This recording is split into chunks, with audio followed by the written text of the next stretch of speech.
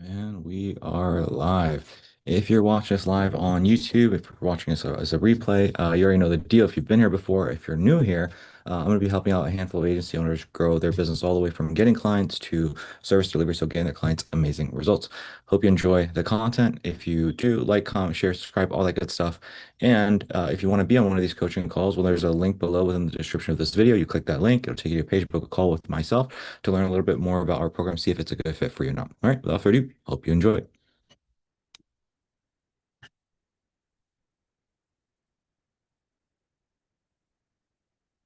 Hi, Koshik. Mr. Adishola. How are you doing? Yeah, I'm good. I'm good. How are you? Good. It's good to see your face. We missed you. Yeah, We have thank a you. we have a new guy, and so he's one chapter behind you. So I think it'll be interesting for you to chime in and maybe share your experience. I think that'll be cool. Uh, I'm happy. I get to give what other guys give me, but Yeah, you're a senior now. yeah, it's nice. It is nice. It is nice. Yeah, there he is. He just hopped in. What's Mr. going Shire, on? what's going on? How you doing, brother, I'm man? blessed, man. I can't complain. That's good. That's good to hear, man. Me and Adisha were just talking. I won't say too much, but he's a chapter ahead. I was like, because just the other week, he was sitting in your shoes and people were giving him advice. He's like, yeah, it's nice to give people advice. I was like, yeah, you're a senior now. I love it. I think just 2 or 3 coaching calls away, I was receiving advice as a new guy. hmm Everybody telling me, oh, don't worry, this, that. And now Koshik's telling me, oh, I gotta give someone that today. Yeah. So I felt that felt like like a milestone. Like, oh, hmm I'm probably doing something right or something. Yeah. Yeah, It's yeah, good. Blessed. yeah. You're doing good, Adisha. You're doing good. Thank So you. I'm Thank you, sir. excited. I'm excited to kind of dive in and kind of see where you're at, and everything like that. Um, but let's see here. Who else is joining us today? So Riviera is gonna hop in, Stuart's gonna hop in, Nathan's gonna hop in. Um, so let's just do this. I guess like what we can do is okay, so there Riviera just hopped in. Shira, I like for a few guys to be here first Yeah, before yeah, we that's do. cool. That's cool. Yeah, yeah. Um, so we'll hang out. We'll maybe wait for, let's see here. Maybe we'll wait for like Stuart. We'll wait for maybe Stuart to hop in. And then we'll talk. Um, but Shira, like I saw, so as you know, I haven't checked any of the Slack messages this past weekend, but I did Mhm. see that you sent something over. I haven't watched it yet. Were you able Mhm. to get that taken care of, or are you still Uh, there? nah, some of it, a lot of it was updates and just stuff, so I don't forget to go over with you. So I just put it in there just to have it as well. I know that you say you didn't answer on weekends, but it's just to help me not forget and then write it down too as well. So Cool. don't feel no type of way with that. But yeah, a lot of the stuff is really waiting on other businesses. So remember how to do my LLC and all that stuff. So I got all of that taken care of, paid for everything, did all of that. So now I'm just waiting, just paying this course for that stuff. Okay. Um and then the other stuff is we can go over. It's like stuff that in the course that Mhm. I don't get because it's not matching what I have or because I'm not able to do it, trying to figure out where do I need to um, you Mhm. know, fit in at or what do I need to do, what do I not need to do, automations, that type of stuff like that, getting that hooked up and some other stuff. And like I said, I wrote down stuff. So Okay, good, good. Yeah. There is one question you definitely want to ask the guys, but I think what you brought up, maybe make a note to yourself to bring that up because I think Adishla, he had a lot of issues with that. And so maybe he can talk to you about kind of like how he navigated that. Because a lot of okay. stuff does change from like what's inside the course versus like how Mm, they operate now, because again, just go high level keeps changing stuff up. Um, okay. Mr. Revere, how you doing, bro? Doing well. How are you guys? Good, good. I did not respond to you yet because I spent the weekend thinking about something for you, and I have a bulletproof way where we don't screw up. So I'll share that with you today. All sick. So we'll be printing cash, I think, within like 2 weeks. That's So I know, crazy. I know it's a big promise. Yeah, Wait, wait till you see what I have up my sleeves. for sure. So I don't know, maybe Stuart's gonna come in a little bit later, so we can go and just get started. So, Adishla Riviera, we do have a new member, and so as you guys know, in typical fashion, we want to give them our undivided attention so that they can introduce themselves and then ask their questions. So, Cheryl, you know the deal, man. Who are you? What brought you here? What are you hoping to learn from this experience or gain from the experience? And then lastly, what is a question that you have that we can maybe go around and kind of get some of the other guys' input? And, that's wisdom, just kind of learning from other people. So, go ahead and take it away, bro. Absolutely, absolutely. I wrote my stuff down so I don't forget it as well. So a little bit about me. I'm the owner of Lifestyle Productions. Um, I basically create content for businesses, stuff like that. I'm also a bass player in church, so I play bass in church. I done play with gospel artists, different stuff like that, and then also a husband and a father of a 9-year old. So yeah. Why did I join? I joined because I was ready to grow, have growth in direction. I needed direction. I've been trying a lot of things as I was telling Coach Heat that I just needed guidance. I was tired of going in a cycle. You know what I'm saying? Trying different things out. Oh, this ain't working. Try this out. Oh, this ain't working. And my main thing, and Coach Heat could probably vouch for me with this. It wasn't my work ethic. And I know a lot of people be like, oh, they lazy. They just quit everything. It wasn't that. It was that I was putting um 100% into the wrong things that wasn't giving me the results that I wanted. So um that's the reason I joined. My top five goals. My number one goal is to be able to reach 15 plus per month income. To create enough freedom for my wife to leave her job and work full time in her business and do what she needs to do and be able to help supply for her. Master paid advertising funnels and client acquisitions, um, and then also be able to build, coach, and mentorship program as well to be able to do kind of what Coach He's doing to help people get to the next level, and create a lifestyle with financial freedom. Because I want my life to basically be where I just go anywhere I want, where it's not vacating because my life is what this is, and all of that. And then one question that I have for the group, if you could go back to the beginning with the knowledge that you have today, what is the one skill, one system, and one mindset you will focus on in the first that would have accelerated you faster if you just would have listened, and why is it? Good question. Good question. So, I don't know if the Disha is far enough or Mm, to kind of figure that out, but I would be curious to hear what Disha's thoughts are. So, Adisha, if you heard his question is just like if you could go back to the very beginning. I know you're just kind of at the position you're at right now, but what do you feel like is the one thing that, hey, you just really need to focus on that one thing in order to grow? What do you currently believe it is, Adisha? I know you're not far enough yet, but what are your theory based off of the fact that again you've done as many discovery calls and sales calls or what have you at this point? Thank you very much. Nice to have you, Cheryl. I mean, I kind of reckon with why you joined. I kind of reckon with what it is, and you know, for me,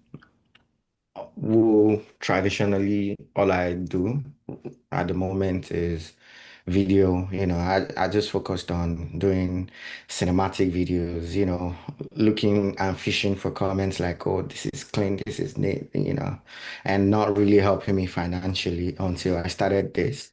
And I really see how helpful it is for the fact that I'm learning new skill. I'm mm, offering value.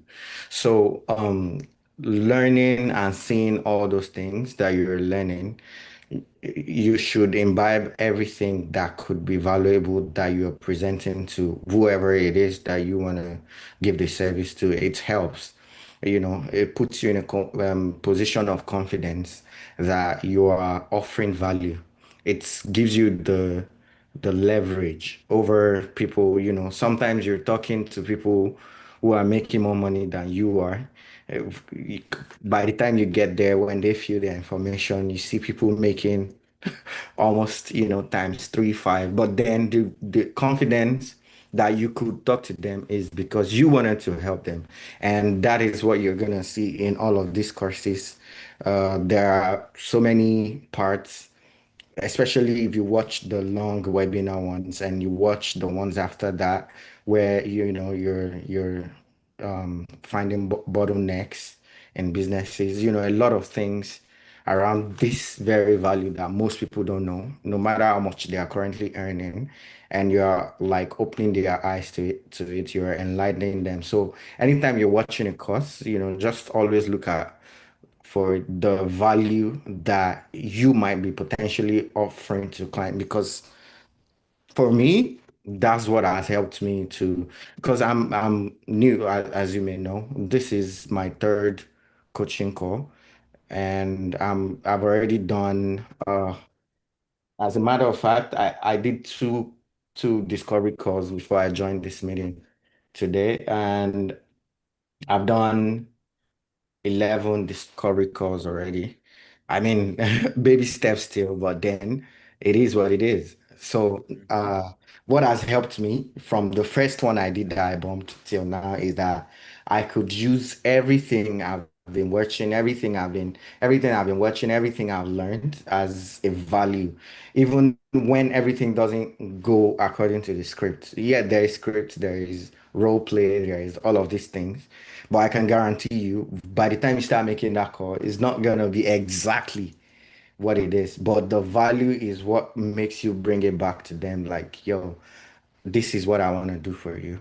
And it gives you that power, it gives you everything. Yeah, it's a skill that you should take serious.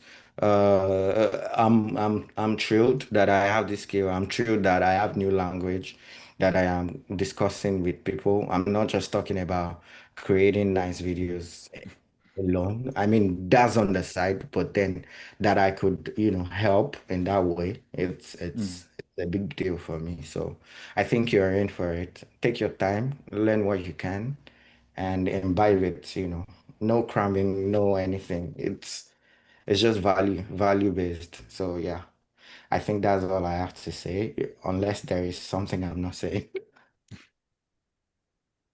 Thank you for that, Dishala. So, um, so there's a lot that you shared there. And so where Shirel is at right now is he's kind of in the process of like setting up automations and everything. So he's kind of like that, remember that technical step that you were at the other week where you're like, man, Yeah, everything's yeah, yeah. So yeah, I mean, like you, I found a lot of things different where I couldn't just follow up, because I'm watching. I have two screens, by the way. Like I'm watching here.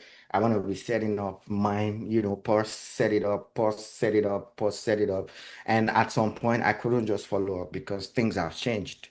I looked at when that course was done till now. In fact, things have changed from January. So what I did was I look at the title or whatever it is that I'm supposed to do at that point, and I type it on YouTube, Hmm. and I look for the most recent, the latest tutorial on that. And most times I see that, yeah, it is exactly what it is that I'm supposed to do on that. Like I'm achieving the end goal, or even Hmm. better, most of these things are better, right? Like, there were features that wasn't available when the course was recorded. Now there are more features, or there are more things that you should do that would Hmm. give you better results. So that's what I did, because, it's middle of the night. I always have time middle of the night. I'm not gonna wake Koshik up like, yo, I'm not getting this. So I just type it on YouTube. I look for the 2 months, 3 months, 4 months ago, and I just do that. And yeah, gives me the value. There are some there are some on the go eye level that you might have to call them. So Hmm. I called the people. So when I started, none of my automations were firing, which really affected me a lot. It took away a lot of my time because I had to start texting people manually, blah blah blah. So I was like, oh, before they lose interest. So I couldn't follow up because I still had real jobs to do, like Hmm. the ones I had before and all. I'm just learning this one. So yeah, it so I had to call them. And when I called them, I told them exactly what it is. And I think that the guy went through all of my automations. There are guys there that you can talk to. They're going to go through your automation and they're going to help you out. You know, by just having the member number or something, they would help you set it up. They Mhm. helped set mine up. I'm still gonna call them again because of my calendar. I'm currently unable to like um give people automated calendar on when they should hop on call. But that's me. I know what to do. All I have to do is call them. Anything that has to do with go high level automation and all, you can call them and they can help you set out. You know, just tell them, oh, this is supposed to do this. I don't know. No, if you understand what Yeah, it's supposed to do, just tell yeah. them, I want it to do this, and they will help you do it. They are always available, even 3 a.m., 2 a.m., 5 a.m. You could call them whenever. Okay. Yeah. So, Cheryl, that's kind of what I was telling you is like, if something is not to a T, start with YouTube. And if it's not on YouTube, just give them a call and bro, you're gonna get Yeah. it set. So so I've been calling them, and that's how I handled a lot of my things. Like I literally had a young lady on there to walk me through the AI, like the whole AI go high level system, and I'm like, oh wow. I think my main thing with the automations was that I think Mason started talking about um the s- the what is it called? The scripts, I think, that you put inside of it. And I know I've only built three, which was the opt-in, the onboarding, and the application. So I didn't know where to get that other one for the automation to where uh it was a script that he named in the automation that I didn't have access to, and I looked over and I'm like, I don't know where this is at. And I think that's what it was that was confusing me. More so not the technical side of it, but having the actual, thing to So do it. So pull it up, bro, for me, please, on like the video, and then I'll reference it, and then that should like trigger my mind of like what that is, and I can tell you if that's important or not important, then how to Okay. navigate that. So that was good advice, Alicia. So in terms of where you're at, Alicia, like right now, you're like at the stage that Shar will probably be at next week. Like Shar, you'll probably be like sitting where he's at right now. Next week, you'll have Mm-hmm. done 10, 15 calls. Um, Mm-hmm. at that stage, Alicia, what advice can you give Shirel in terms of like what to focus on? It's interesting, Alicia, because like 2 weeks ago you were very like technical, like bro, my automations, bro, and I'm like, bro, there's more important things to worry about, and I can sense that you've changed like in the 3 weeks since then, which is good. But like, what would you say are like the important things to focus on, like at the stage that you're at right now? Like, what do you think is important? Like, what would you give advice to Shirel for next week? Yeah.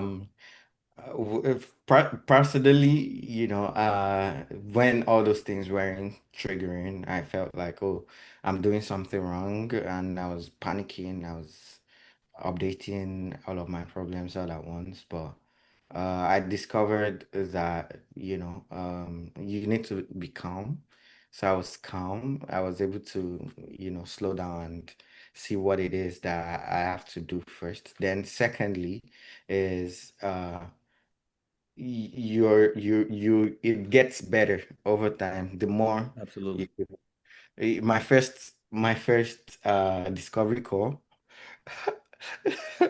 She told me, "Oh, I don't want this. I don't want you. I don't." I bombed so hard, bro. Like she was like, "Nah, thank you. I'll pass." I don't. And I was like, "Oh no, I'm finally, blowing this. Nah, bruh. Now I have people, sending me message every day. I hope you're still gonna. Oh, what about the presentation you're gonna send to me? I look forward to it." That is what time has done for me, doing it over and Mm-hmm. over, So it gets better.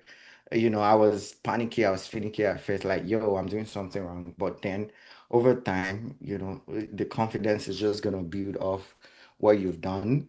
Mm-hmm. And of course, even the woman who said, "Oh, I don't want this, I'll pass," I'm still gonna reach out back to her, like, "Yeah, you're not going anywhere," or Good, something like, good, yeah. good job, good job. Right.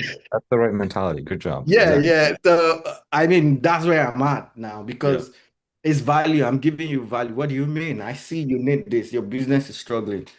Come over here. Let me help you. Yeah, yeah, nah, facts. Facts. So that's where I'm at right now. And yeah, I'm talking to people, I'm texting them like we are buddies, like, yo, I got you.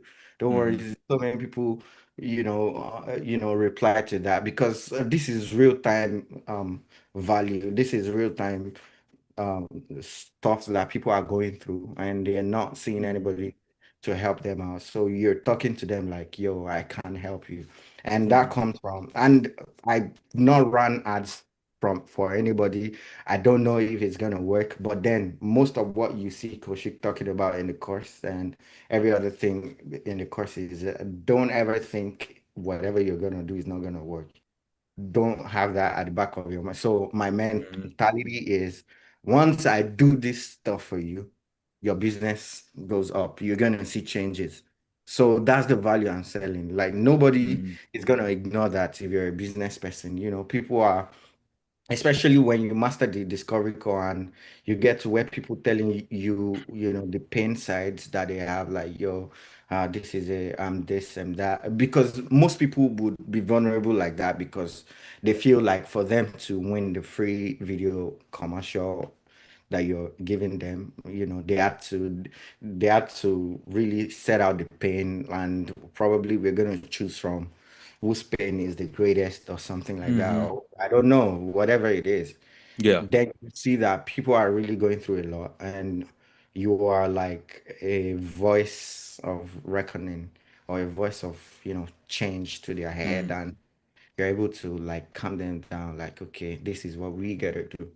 I Yeah. mean, the video is free, but this service is what it is. I'm gonna give you free video, but we gotta do this. It's not just supposed to be like all of the other videos that you post on that's not getting you result. We want to make sure you maximize the potential of this video and Hmm. change your business. And yeah, over time, the confidence will grow and you'll be fine. I guess that's where I'm at. Yeah. Appreciate you, So, man. You're welcome. You're welcome. It's so funny, Coach. go ahead. Before you say something, it's funny, bro, because I sent you. I forgot I sent that to that watching the trainings because I've been like studying, bro, everything, and it's just funny. I laughed and I told my wife, I said, "Wow, the same thing he's teaching literally worked on me. Like literally everything that he's teaching literally worked on me." And I said, I felt like a lab rat, babe, and she started laughing. It was kind of funny, but it's just dope to see that. Like to me, that kind of stuff amazes me. Like, wow. You know what I'm saying? Because I do believe in everything that you're doing. And especially you have even more belief when somebody did it to you and you can see like, wow, these are the emotions that it brought up. Kind of like how we talked about on the Oral Butter call, like, wow, this is the emotions that I wanted you to feel. And you literally felt those things. So yeah. Yep, yep.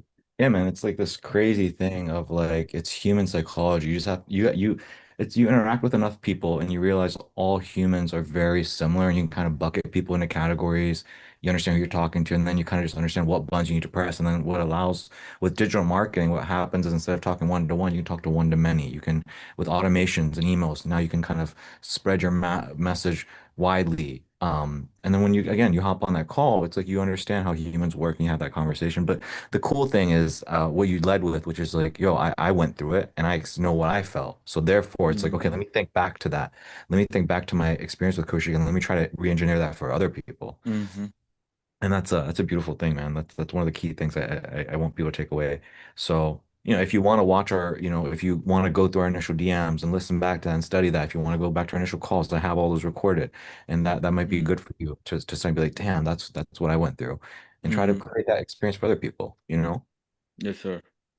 Um, what I was gonna say is, so Riviera, why don't you put in your 2 cents really quick in terms of like what you think the number one skills, and then Shiro, I'm gonna give you my 2 cents in Hmm. terms of what I think the most important thing is, and then we'll go and get started in terms of the meat of today's program. And I might start with Dishala because I think that'll be valuable for you, Shiro, and then we'll hop Yeah. into probably you. Yeah. So I'm here, Riviera. man. So I'm excited. Cool, cool.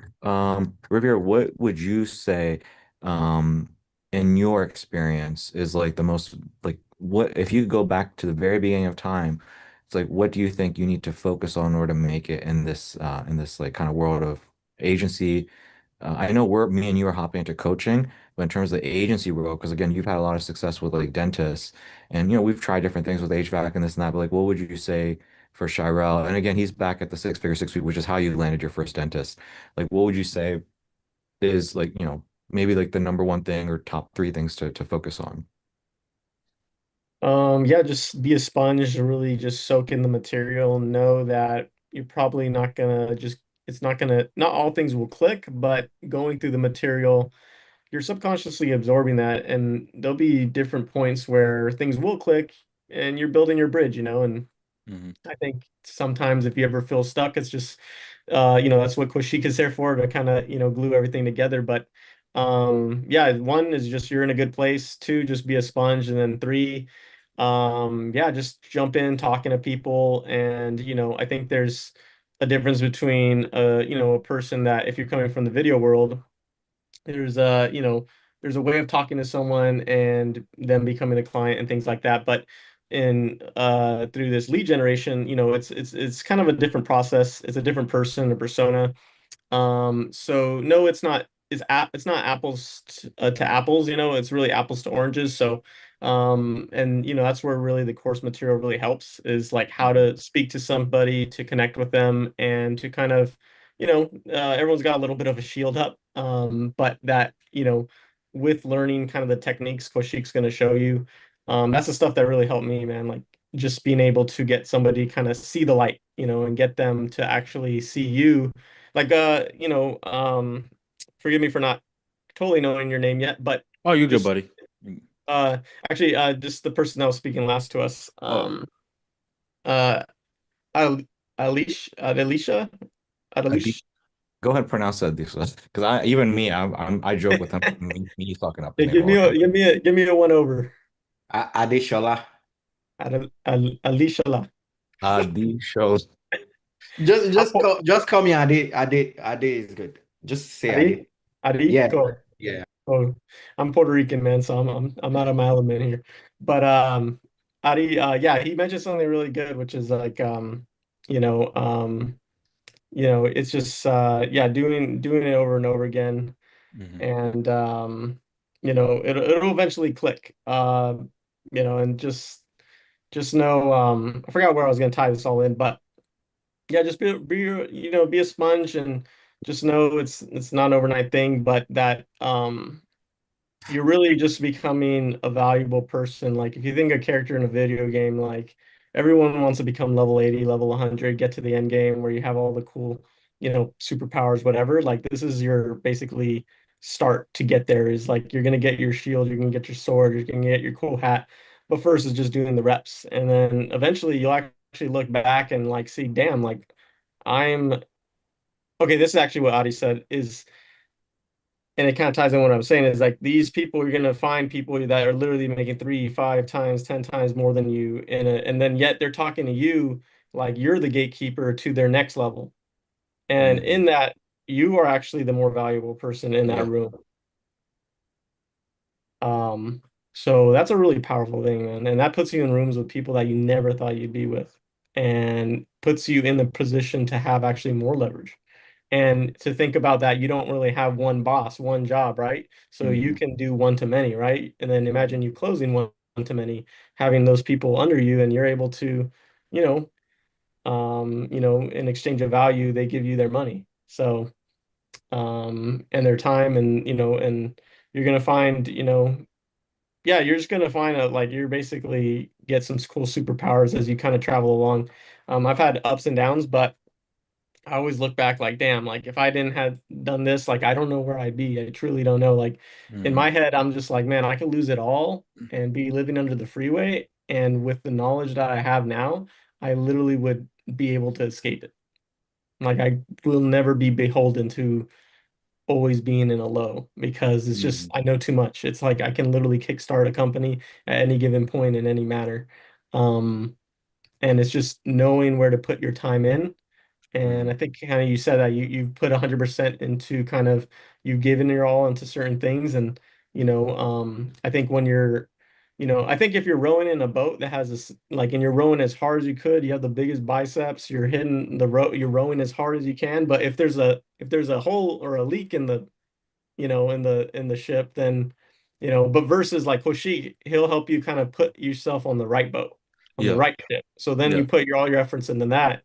That's when you're speeding down the Nile. So um, yeah, it's just yeah, just for now, just absorb it, just soak it all in. If you ever feel like you're hitting your head on a wall, just that's really what Koshik is for, to kind of like get you through that phase. But yeah, I'm super grateful for Koshik, and everything that I've learned is just super immense value. So yeah, just jump in and be an open book, and just be willing to yeah, just throw yourself in there.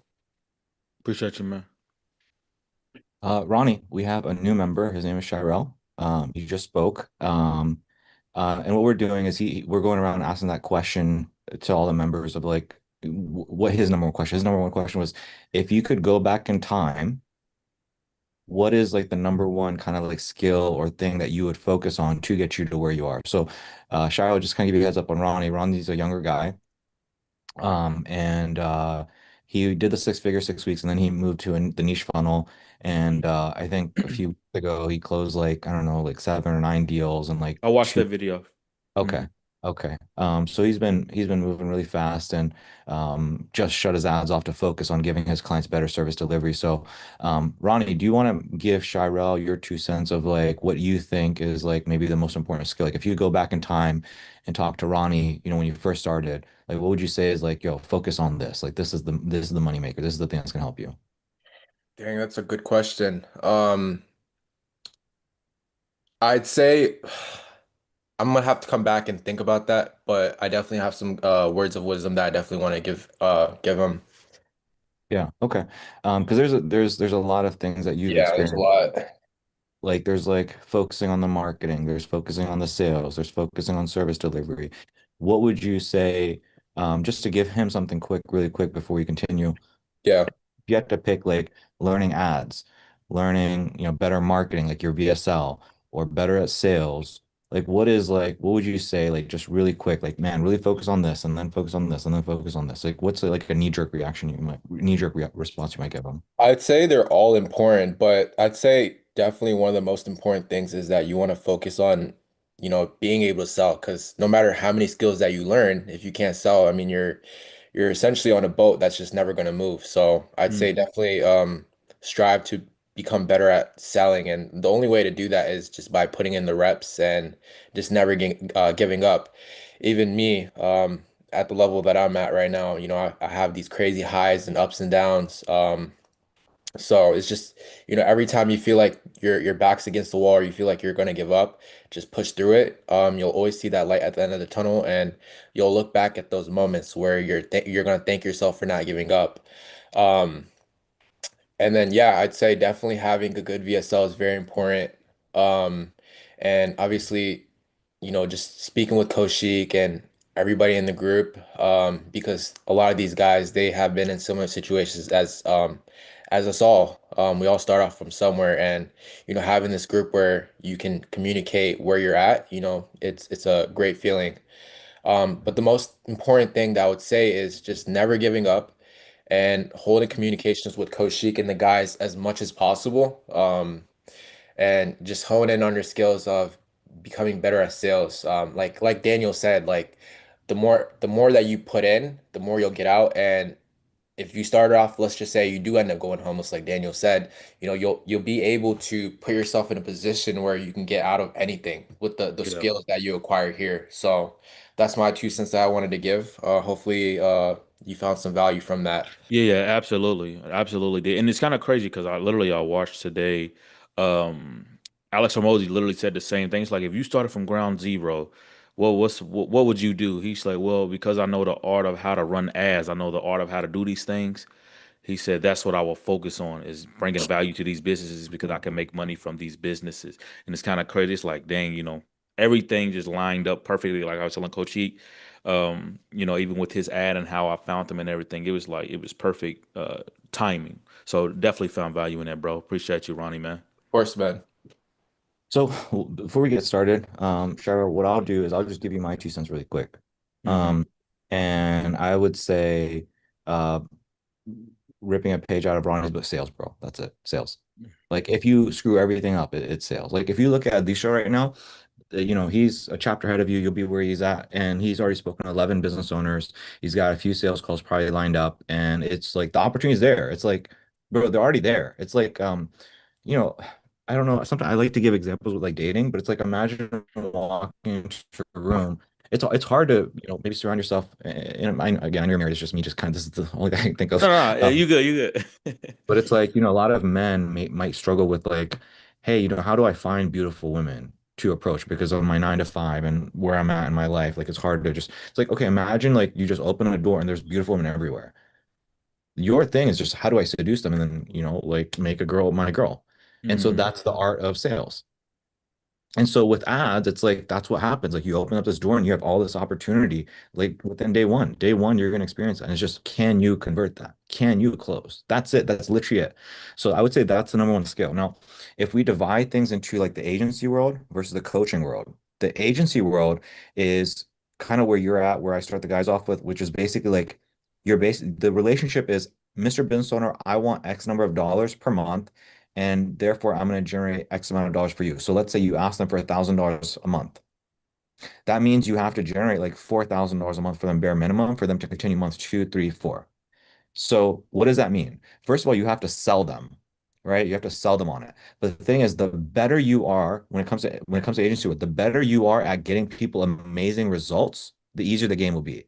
So for example, we have a guy named Cam. He literally makes an offer. He's like, hey man, it's like literally like $300. You hop in, pay $300, and then after that, you can continue or not continue. It's up to you. And then after it's like $500 a week or whatever. Most people cannot get away with that because it's going to cost them damn near $500 to acquire a customer. So they spend $500, they get $300, so they're $200 in the red.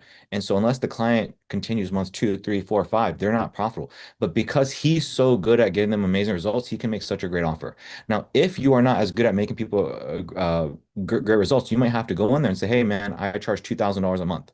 And the reason you have to say that is because you know that it's costing you $1,000 or $500 to acquire them. And so if you don't charge at least 2,000, you're not going to make money because you know that they might not continue month two, three, four. So if you think about the agency game, the number one thing is obviously you need to sell, but the better your service is, the better you're at getting people amazing results, the worse you can be at sales, the better offers you can make. You can say, hey, bro, like literally hop in, bro. Like Jorge, I don't know if he's gonna hop in today, but we did a thing where like he hopped in on a sales call and bro, this guy has something amazing where he basically has this email campaign. He sets it up for business owner. They make like 3 to 5 bands within like 2 weeks. No ads, no nothing. And so he can literally go in there and he can say, hey, bro, like I'm going to set up this email campaign. Like he'll basically go, hey, it's 5,000, 2,083 a month. If they don't take it up, it's like, all right, cool, bet. What about week to week? Can't do that? All right, bet. How about that? We set up these emails for you, set this up, and then you pay me with whatever I make you. So it's like his stuff is so damn good. His service delivery is so damn good that he can be shit at sales. Step one is obviously be good at sales because the better you're at sales, you can extract that 5,000 from them, right? Because if you take them through the psychological warfare and do all that stuff, boom, you can extract that. But the worst case scenario, okay, cool, you make people a great offer and you still get yours. That's the agency game. Now, when it comes to the coaching game, that's what I do. That's what me and Riviera are going to talk about. The coaching game is what you're in right now. You purchase my coaching, but I'm not an agency. So what that means is that I'm getting people to pay up front. I'm getting people to pay 2,000, 5,000, 10,000, whatever it is. And then I make you the money over the course of 3 months, 6 months, 9 months. But it's not a month to month. Here's month to month. Like you have to make people the money month to month, or else you're not going to get paid. Versus Hmm. coaching, it's not about that as much. It's more about your marketing and sales. So for me, I focus again, you saw my marketing. I took you through like freaking 10 hours of content before me and you even had a call. That's marketing. Marketing is everything that happens before you have a human interaction. So Hmm. for me, I gave you a bunch of marketing content so that by the time you and I hopped on, I was like, okay, I don't have to really do much. He's already sold himself because it's great marketing, but it's still a good amount of sales and speaking to you and pulling out the motion I need to pull out you for you to make the right decision for yourself. Hmm. So if you consider both these things, what's the most important thing? Sales. Sales does not change. But in the agency game, it's can I get people an amazing result? In the coaching game, it's more like, hey, look, I have a little bit of grace to get people results. I can take 2, 3, 4 months, but that sales part never ends. So if you go back to like what Ronnie said, it's sales. Like that's the number one skill is sales, bro. It is Hmm. marketing, which is like the content you create in order to nurture people, inside the DMs before the discovery call, and then sales, that conversation. If you can master that, it's really hard to fail because ads is really simple. You freaking record a video, you press a button, boom, you're mass distributed, and you have Hmm. opportunity lining up out the door to have a conversation with you. And it's just a matter of can you make that layup? Can you take that ball? Can you put in the hoop? And that's sales, Hmm. right? So that would be my 2 cents, bro. That would be the number one thing, sales.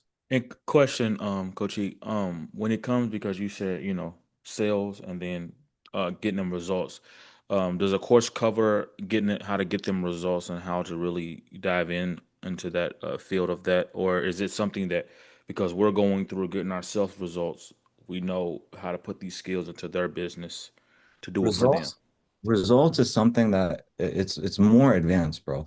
Okay, There's layers to this. So for gotcha. example, like, can you, okay, let's say for example, you set up an ad for a restaurant and let's say that it cost, I don't know, let's just say theoretically it costs $20 to get somebody to become a customer and they spend an average of $25.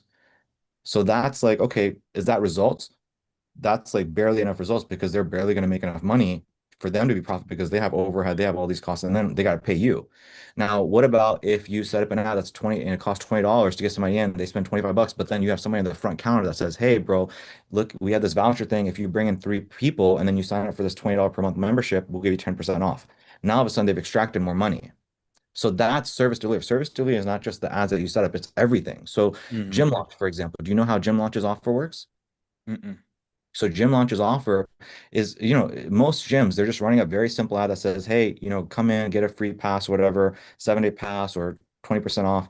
And then they're spending, I don't know, like $50 a month. Versus Alex Hormozy, he ran an ad that said, and this is literally what Jorge's doing. It's a 6-week challenge, lose weight, 6-week challenge. We're looking for people that are trying to lose weight, 6-week challenge, no price point, no nothing. People come in, they do a discovery session. Hey, what are your pain points? How long have you been trying to lose weight? And then what they do is they sell and they say, hey, look, it's not $10 a month. It's not $20. It's literally $800. And the thing is, if you lose the weight within 30 days, we'll give you your money back. If you do not lose the weight, I'm sorry, if you do not lose the, if you, I forget which one it is, lose the weight, you get your money back or do not lose your weight. Either way, it's one of those two.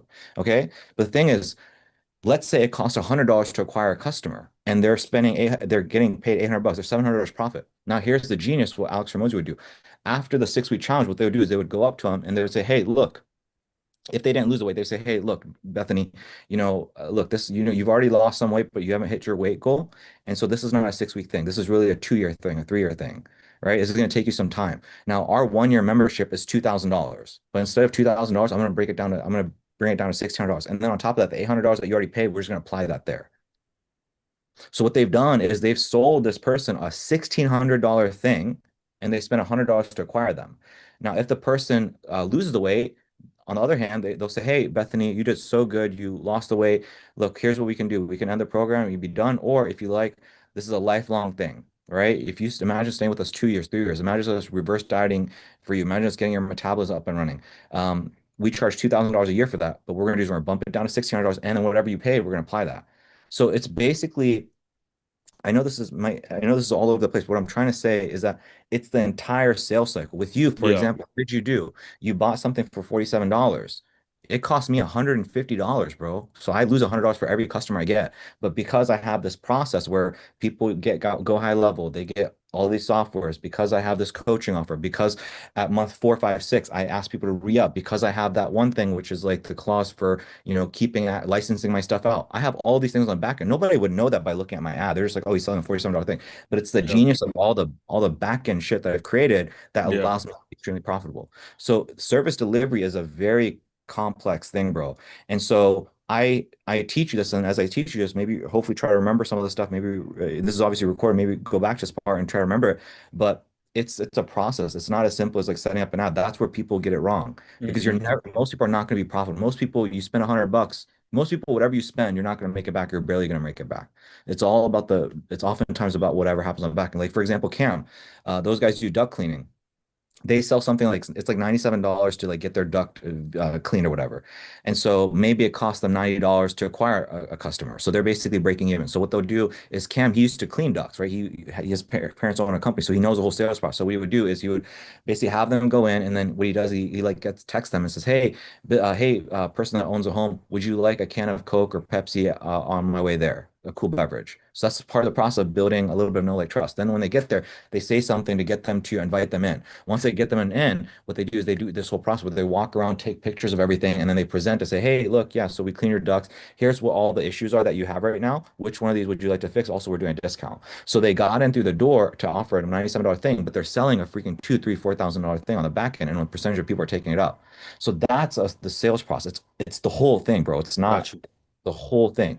So the key thing is now, if I were to summarize everything I just broke down, there's cost per acquisition and there's lifetime value. Cost per acquisition is what it costs you to acquire a customer. Lifetime value is how much money you can extract from that person. So if my cost per acquisition is here, so let's say cost per acquisition is $50. Now cost per acquisition is $100. So I'm going here. My lifetime value, let's say 150. This is my gap. This is my profit. My goal is to bring this down as much as possible and then take my LTV and bring that up as much as possible. This is your spread. That business is the spread. So all the stuff that I just told you, if you can just, it's a bunch of bumbo jumbo, but like the key is if you can understand this, this is your this is your profit. Keep your cost per acquisition as low as possible, increase your lifetime value as much as possible. That's business 101. That's it. You just, and the last thing I'll tell you is cost per acquisition in business just always goes up. Like inflation, the cost of groceries, the cost of your tomatoes, it will always go up. My cost of acquisition when I first started fund was always like $100, and then it goes up to like 150, then it goes to 200. I know that. It's like gravity, it will fall down. So this number will always go like this. Your job in business, and my experience, like the best business owners, always focus on this number and just try and figure out how do I extract as much value as possible for my customers. If you get really good at this thing right here, that's how you win. Does that help a little bit, bro? Really good. Yeah, I like that. Yeah. Yeah. Yeah. Yeah. So as time progresses, bro, you'll figure out more of the stuff. Now, what I just went over with you, this is more advanced, bro. This is the kind of stuff that it's going to take you about a year, 2 years to get good Hmm. at. Like that's the reason Alex Hormozy is good is because he figured that out for gyms. He figured out for his own gym, and then that's literally worth $100 million. You figure out one good thing, one magical thing, and that's worth millions. I'm not even joking, millions of dollars. You just got to figure out one thing for one industry. Um, so yeah, bro. I hope that was Appreciate helpful. you, man. Yes, sir. Yep. All right, guys. So that being said, Alicia, we can start with you. And then we'll move over to Shirel and then Daniel. And then I think Riviera and Stuart, I think it'll be relatively fast. Stuart, hope you're doing well, man. Cool. Alicia, I guess like just what do you want to talk about? I read your thing of the pussy brain. Yeah. I mean, that's so funny because I read about the don't listen to your pussy brain just before I did a discovery call with a lady who owns a PR brand, who is running ads for people. Hmm, You understand? She's doing what I am planning to do. This is what she does. yeah, She run ads for people, but she's here right. to me to ask for free video commercial, and I'm trying to sell her to run her ads about her business with me. Yeah. I can see So, how. but I was just there like, yo, I'm still gonna sell to you though. Yeah. And I did actually. She's open to having sales call with me. I think tomorrow. Oh, I stalled on all of them to tell them the available time is tomorrow because I do not want to miss this class because I want to be able to ask the questions Yeah. that there are some businesses here that are not brick and mortar. There Mhm. are some businesses here that are more like personal brands. There are some businesses here that I'm thinking, okay, based on everything that I've learned, how do I help them? I mean, I'm not doubting the results. I know that these are people, most of them are not running ads, or when they're running ads, it's not properly done or you understand. So I feel like I know that they can be helped. And I know that, I would probably help them shoot a really nice stuff. I don't have problem with that too. But then I'm looking at the whole process like, okay, how does funnel works for this person? For example, how does funnel work for someone who has a dating app business? You know, So I'll go ahead and can I answer. present to you? Can You can I? You can share it, but I already have an answer for you because I know where you're going with this. Oh, okay. So Um, go ahead. yeah, yeah, I'm just gonna, I've sent the Yeah. request to share. Yeah, go ahead. Okay. You should be able to share now. All right, thank you. Can you see my screen? Yep. Okay, so these are like all of the discovery calls that I've already done. And I feel like, oh yeah, they should, most of them, I'm doing about four sales calls tomorrow.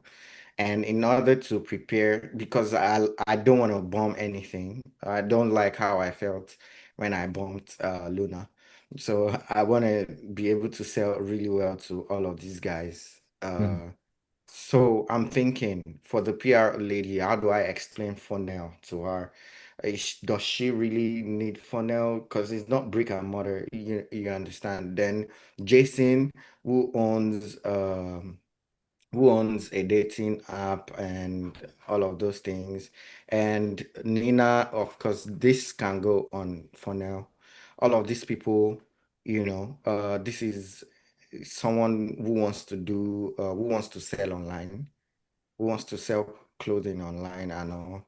And this is a bookkeeping service, like an accountant who wants to sell outside tax period. This is someone who is an MC. This is Jalon. Okay, this has for now because this is a gym Mhm. brand and this sells food, does not have websites, sells food, no websites, nothing, never run ads, nothing.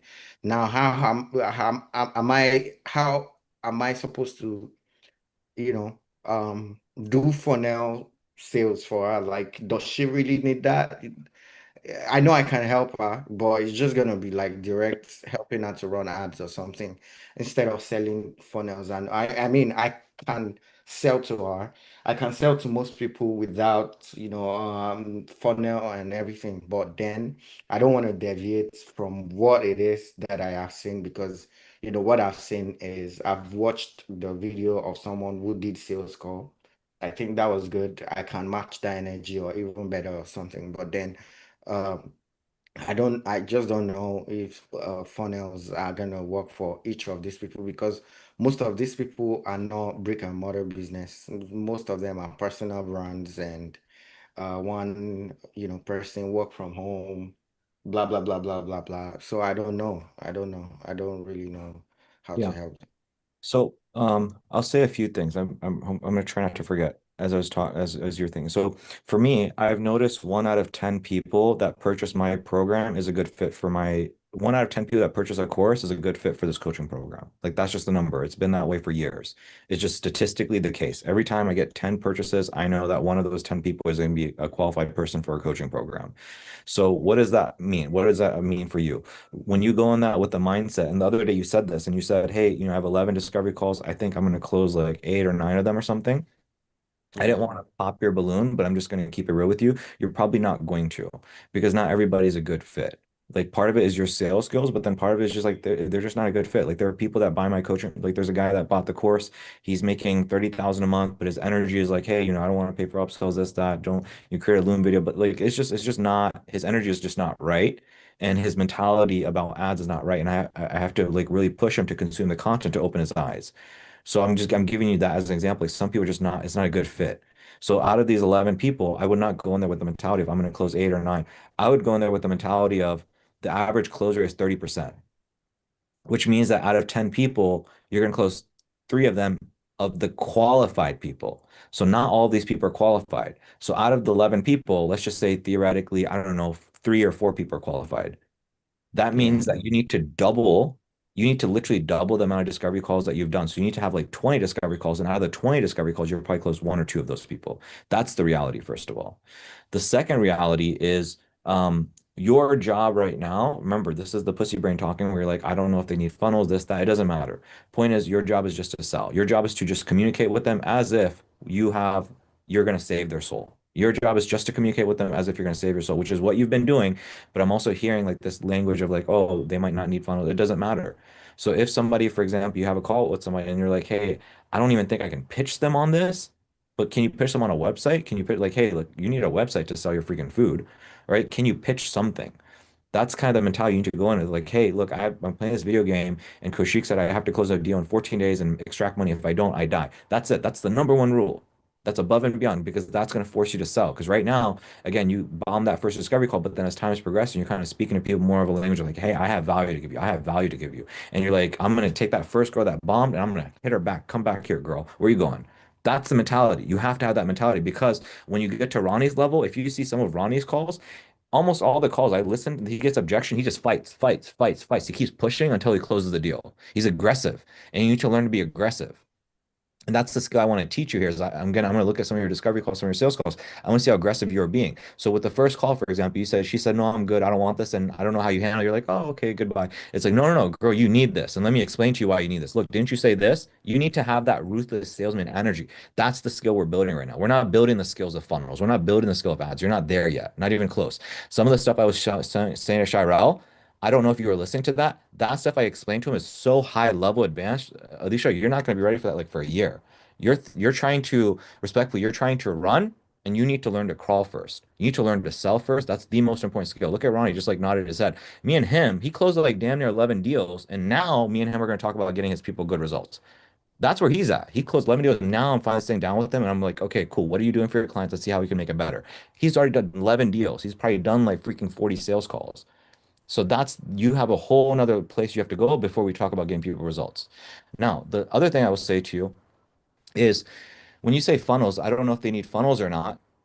Again, the rule is you just close, and then we'll worry about that later. Close the deal, get the money, and then come to me and say, Kushi, what do I do now? And then I can tell you, like, oh, you can help them, you cannot help them, we need to refund them, whatever. I will tell you at that point. You just need to focus on dunking the basketball in, score the goal in, close the damn deal, and then come back to me. The other thing I'll say about funnels is you're there again, this is you're not there in the material yet, but we don't run funnels for everybody. There are some people that we just do instant formats with. A funnel is not, do not, if you kind of view it with the mentality of who can I set a funnel with, it's like you're the man with a hammer and everything looks like a nail. That's not true about ads. Sometimes you're going to build a funnel for somebody, sometimes you're going to do an instant form for somebody, sometimes you're going to do a messenger ad for somebody, sometimes ads is not the best fit for somebody. It's very complex that there's different solutions for different people. So when I look at something like a dating app, you don't know this yet, but what you would most likely do is you would run some kind of a video ad, and the type of ad for dating apps, there's like download apps, or I'm sorry, they're called download ads, and so specifically you can like run ads to get people to download an app, a dating app. Yes, stuff like this. So you see that install now, that's a specific type of ad. So you would do something like that. It's not a funnel.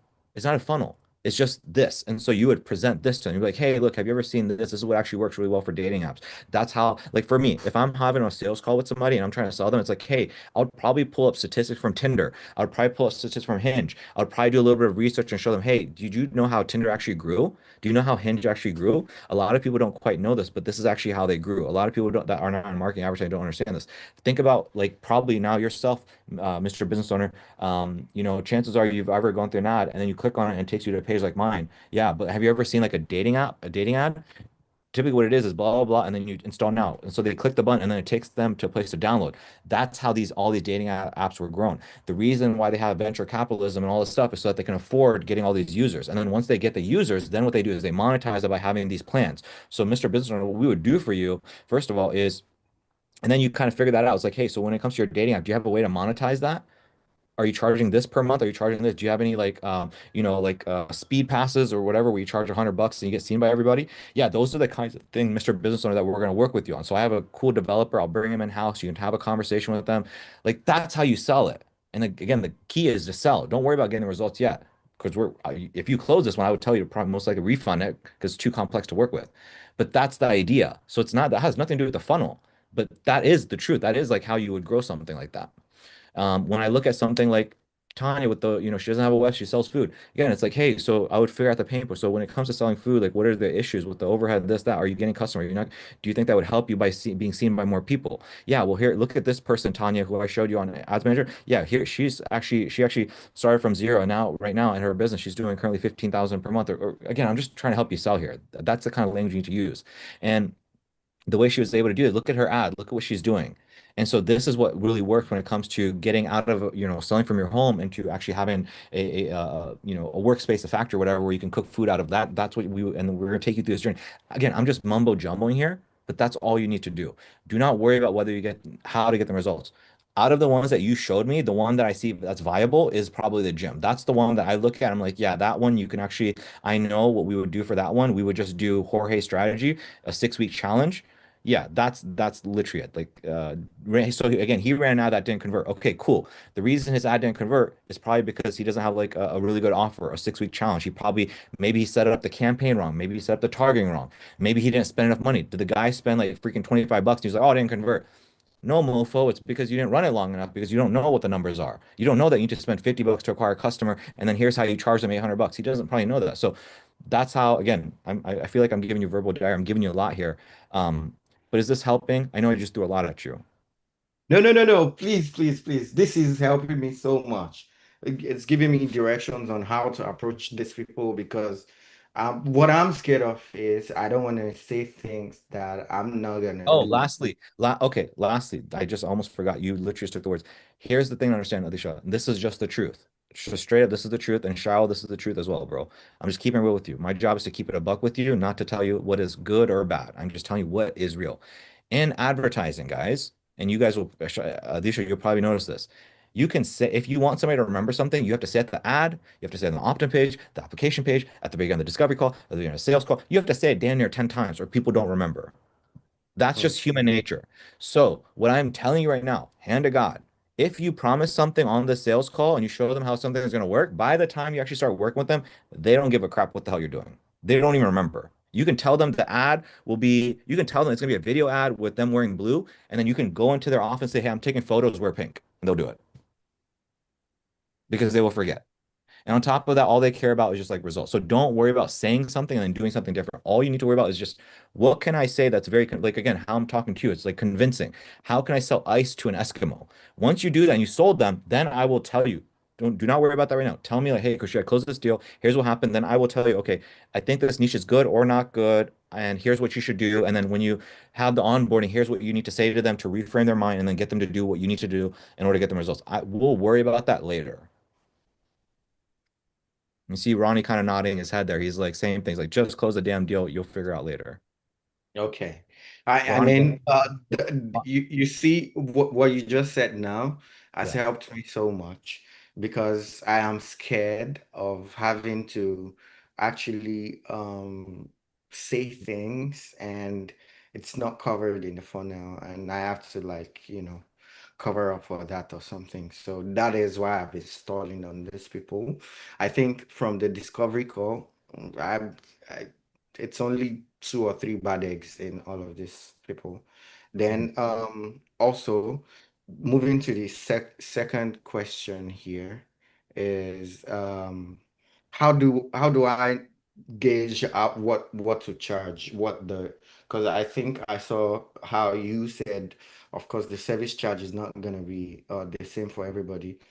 How do I gauge the amount of work So, and so, so what Ron, so, is so there is a technical answer to this, but again, this is not for 6 months, a year down the road, bro. The truth is that there are these two numbers that you need to hit. You need to hit 2x cash collected, and you need to hit a three times return on ad spend. That's how you ensure your agency is profitable. So what does that mean? That means that if you spend $1,000 a month on advertising, that means that you need to contract at least 2,000. So let's say, for example, you close two deals, and those two deals are $1,000 a month and you've collected a total of, I'm sorry. So, so let's say you spent $1,000 on ads. A 3x would be 3,000. So that means that you close two people, each of them you charge them, I don't know,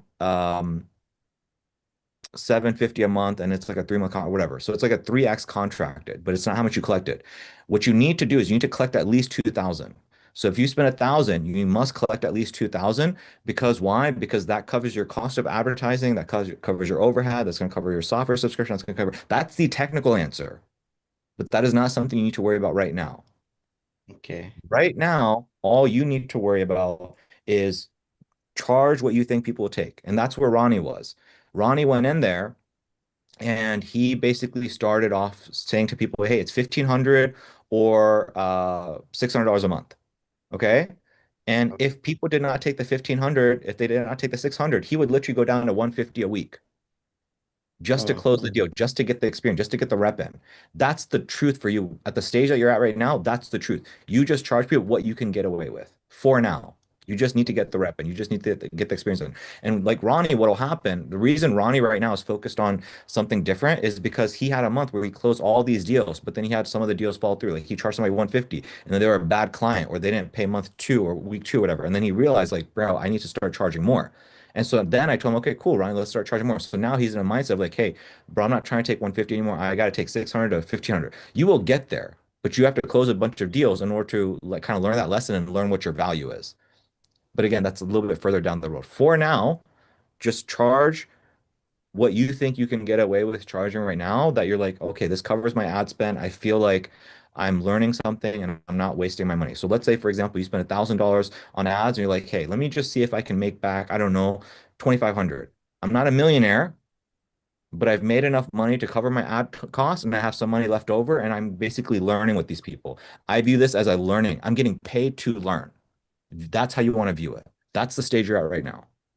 mhm, Does that make mm, sense? I think so down the road, we'll talk about charging people $2,000 a month or 5,000. We'll talk about that, but that's going to be a little bit further down the road. mm. I do want to give some advice for the Yeah. closing aspect. Something that Coach Sheik gave me, and I think that helped out a lot personally, was doing the hell yeah or hell no. So right before you tell them like, hey, Suzanne, is it cool before we transition over for a favor? Or let me start over. Hey Suzanne, before we transition over to investment, can I ask you for a favor? They're most likely going to say yes. If they say yes, what you're going to do is be like, Suzanne, so what I'm going to ask you for today is give me a hell yeah, and we'll take care of investment and we'll get you on board and we'll accomplish what we said. And then there's the hell no, where it's like the investment is too much, it doesn't really make sense, which is completely fine as long as you're communicating with that with me. But then there's actually kind of like a third answer that I noticed that kind of comes up, which is like, hey, let me get back to you here in an hour. Or let me kind of go pet my pet llama or something like that. Essentially, we both know, Suzanne, that that's just a kind way of saying that you're not interested. So what I'm going to ask you for is just give me the hell yeah or hell no. Is that something that we can do today? They're going to be like, what you're aiming for is you want them to say yes. All right. So if you say yes, you're in the green. What you want to do after that is basically go into investment, which I personally do. For example, let me just give an example, which is, hey, Suzanne, so in terms of an investment, what you're looking at today is $600 a month for 3 months, which equates to $1,800. Now, if you decide to prepay for the 3 months, I'll shave off $300 from the top, basically bringing your grand total to $1,500. Which are the two options you want to go with today? The $600 a month or the $1,500 for the 3 months? And then you just sit there. Um, That's a good piece of advice, Ronnie. yeah, So that's something. So what Ronnie went over, that he pulled that from my personal script. It's not in the six figure 6 week script. It's a little bit more advanced, but Shiloh, you remember that. Yeah, So I so will. Ron, I will. you remember that as well, Disha, right? Yeah, I mean, thank you so much, Ronnie. and you want to be bold. You want to be like say it off like with a strong tone where it's like you're not Yeah, giving them the right. option. They have to pick one of those two. Yeah. Yeah, right. Yeah, right. Do you So mind, Ronnie, if I come to your DM? If you're on Slack, I'm gonna come to your DM. Probably just send me looms of some of your sales call. I'd like Yeah, I to could do start, that. if you don't mind. Yeah, thank you very much. Yeah. Yeah, yeah. yeah. Oh, I So think Sherelle wants that too. Yeah, I could do that. Yeah, I got you Yeah, guys. yeah, yeah. I mean, thank you so much. And the last thing, sorry, I had so many stuff. no, you're good. Um, Take your time. Take your time. yeah, thank you very much. Yep. So the last thing I want to ask is I mean I like this hell yeah hell yeah or hell no that Ronnie talked about, but then in the course I saw this guy, I don't know his name anymore. He was talking about, oh, if they are not ready to, pull that out of pocket because their business does not make as much money, then they could talk about percentages and everything. Is that a good thing? So what you I, could do is you could offer them like depending on their energy, you could offer them two routes where it's like, hey, we have the percentage split, but what I want you to know is we want, for example, 40%, and on top of that, we're gonna fill out some contracts. But we actually have a second option where it's just a month-to-month retainer. It's a lot easier, and we find out that a lot of people prefer that, and sometimes when the people do take that the percentage split, they wish that they could have just done the month to month because now they realize they're out of like 40% of their profit. and they're paying more than they should have paid initially. Yeah. Exactly. There's different ways to do it. I had a whole, if you message me, Adishala, I broke it all down in terms of how to structure an offer. So you go to 5,000 to the 2,000 to the week to week to a profit share. I broke it all down. If you message me, I will remind me. I'll send you the video and I'll timestamp so you can watch it. But for you, what I would recommend doing is you start off with so here's the thing is if you're good at what you do, remember this goes back to what I told Shirel. I said there's an agency game and there's coaching. If you're an agency provider, you have to be good at getting people results. So if you do some kind of a profit share deal, then what if they suck? What if you set, what if they can't close? What if, then you're screwed. What if you set up the ads and there's a lot of competition and the cost per lead, the cost per acquisition is through the roof? There are a lot of variables that you can't account for. So one of the things that me and Jorge are doing, and we learned this lesson the hard way. We basically made people that offer. We tried to do the pay in full, the month to month. They didn't take it. And we said, okay, cool. Here's what we did. The mistake we made. We said, cool, it's $500. We're going to set up the email campaign for you. And then after that, we'll talk. Instead, what I learned from that experience, because what happened is the guy, it was so crazy. The guy made 3,500 within like a week. And then our coaching offer was like 5 grand. That's what Jorge was pitching. And the guy, he wouldn't pay. Jorge couldn't get him to pay for life. And it's not Jorge. I mean, it is a little bit Jorge, but I think it's like the guy that we were dealing with. But it's how we structured the offer. Here's what I told Jorge what we would do. Moving forward, we say 5,000 or 2,083. They don't take it up. Cool. Try. If you want to do like break it down to like a smaller percentage, like they only pay like 1,500, cool. In the event that they can't, then we say, cool, give me a second. Let me see if I can talk to my partner with you. You say, hey, look, I'm going to pause the screen. Let me just make a really quick call. This is advanced. I'm giving you guys some cheat codes here. This is what I'm going to try to do with Riviera actually is what you do, this is super next level, is you basically call and you talk to this person and it's like you forgot to mute yourself. They don't know it. And you just talk. So it's like, hey Koshik, like hey Koshik, I got this person, he's online, here's where his revenue is, here's what the bottlenecks here is. So I'll say some things like, okay, well, does he meet this criteria? Yeah. Cool. And then do you think does he have the solid work ethic? Yeah. Well, dude, I don't want him to be like Bob the last time that we did this and he didn't end up doing this. So does he? No, no, he's good, Koshik. I can vouch for him. What about this? So I'm gonna say things like, okay, man, well, it sounds like he's a good fit.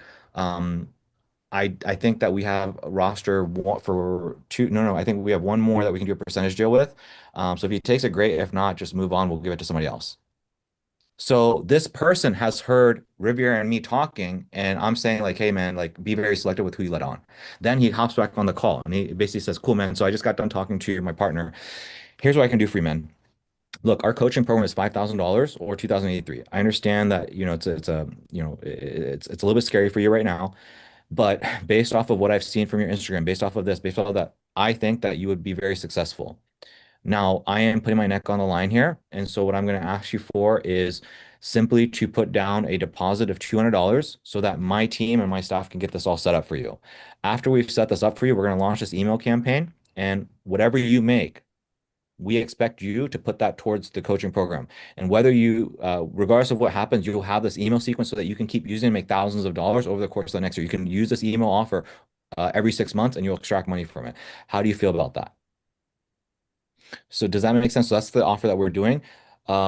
Another offer, again, there's so many ways to structure it. Another way could be like, hey, I'll tell you what, you try the month to month, you try the painful, they don't do it. So like, cool. I'll tell you what, here's what we can do. We'll go and just get everything set up for you. You cover the cost of advertising, and then whatever we make you, we would like to split that down the middle in terms of 50%. Or better yet, instead of prop, you say, hey, look, whatever we make you, we expect 20% cash collect. We expect 20% of whatever you're going to collect. So there's a bunch of different ways. I feel like I'm maybe making this overly complicated because you're probably like, Kushi, just tell me what to say. I don't have a direct thing for you to say right now. If it were the simplest thing, I feel like the simplest thing would just be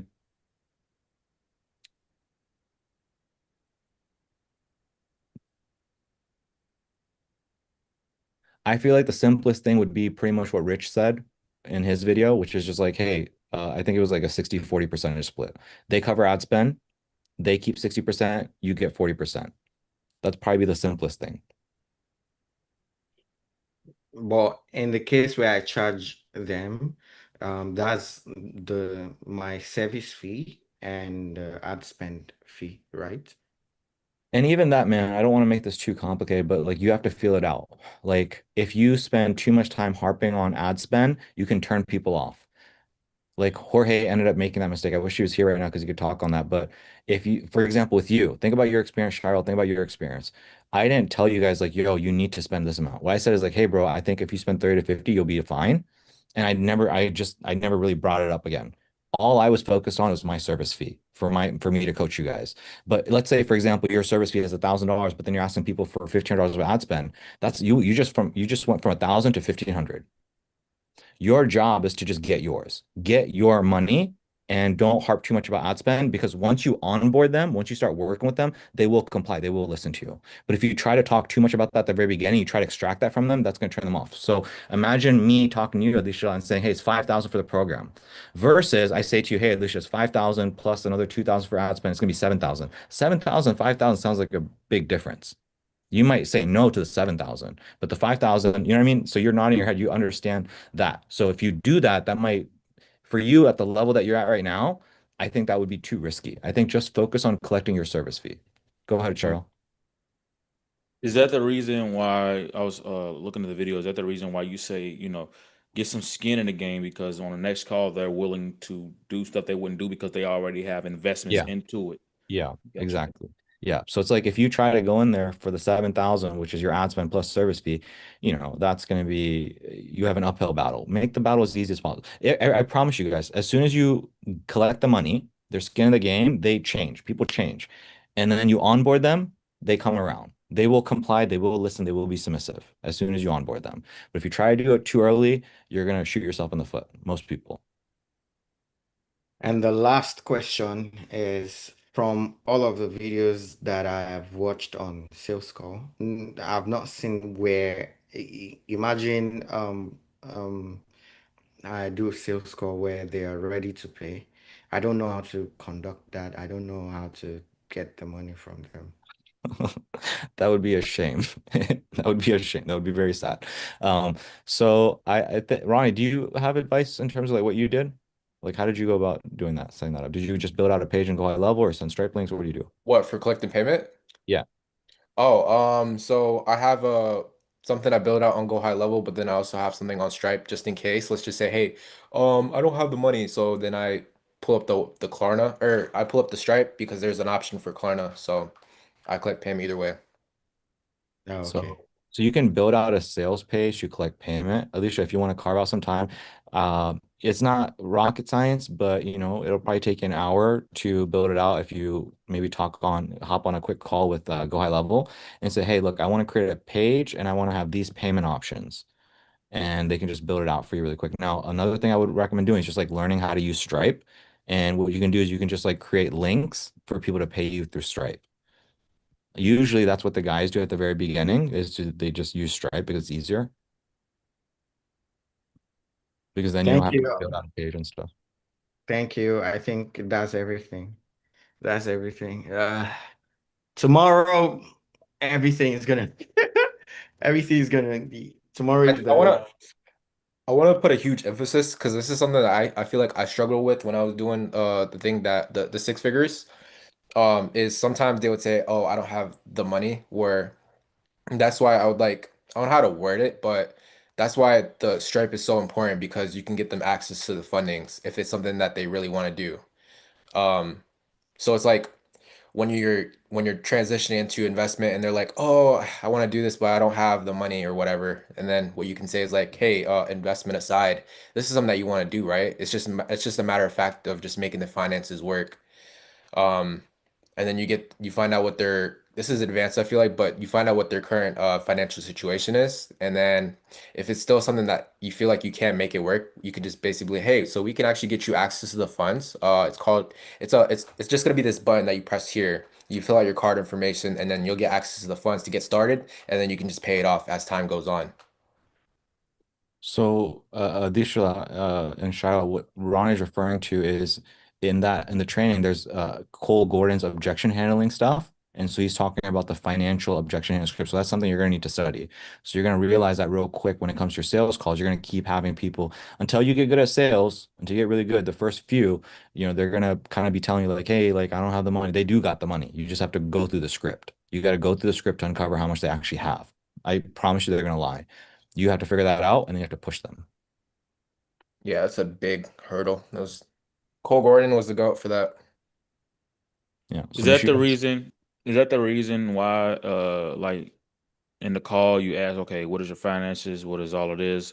What is people who may have a say in this? Are you the only decision maker? Like you get all of those objections at first, so you good can question. understand them at the end. That okay, now since I know these things, I know how to fight this stuff. Good question. So what I do is a little bit more advanced. I don't have you guys do that. And it's one, it's because it's a bit more advanced, but then two, because you guys are running lead ads and then I'm running purchaser ads. Lead ads are where you get leads, which are people that have not purchased anything from you yet. So that's for the 6 figure 6 weeks funnel. It's for Ronnie's niching funnel. You guys are always getting leads. These are people that have not paid you yet. Me, I get purchasers.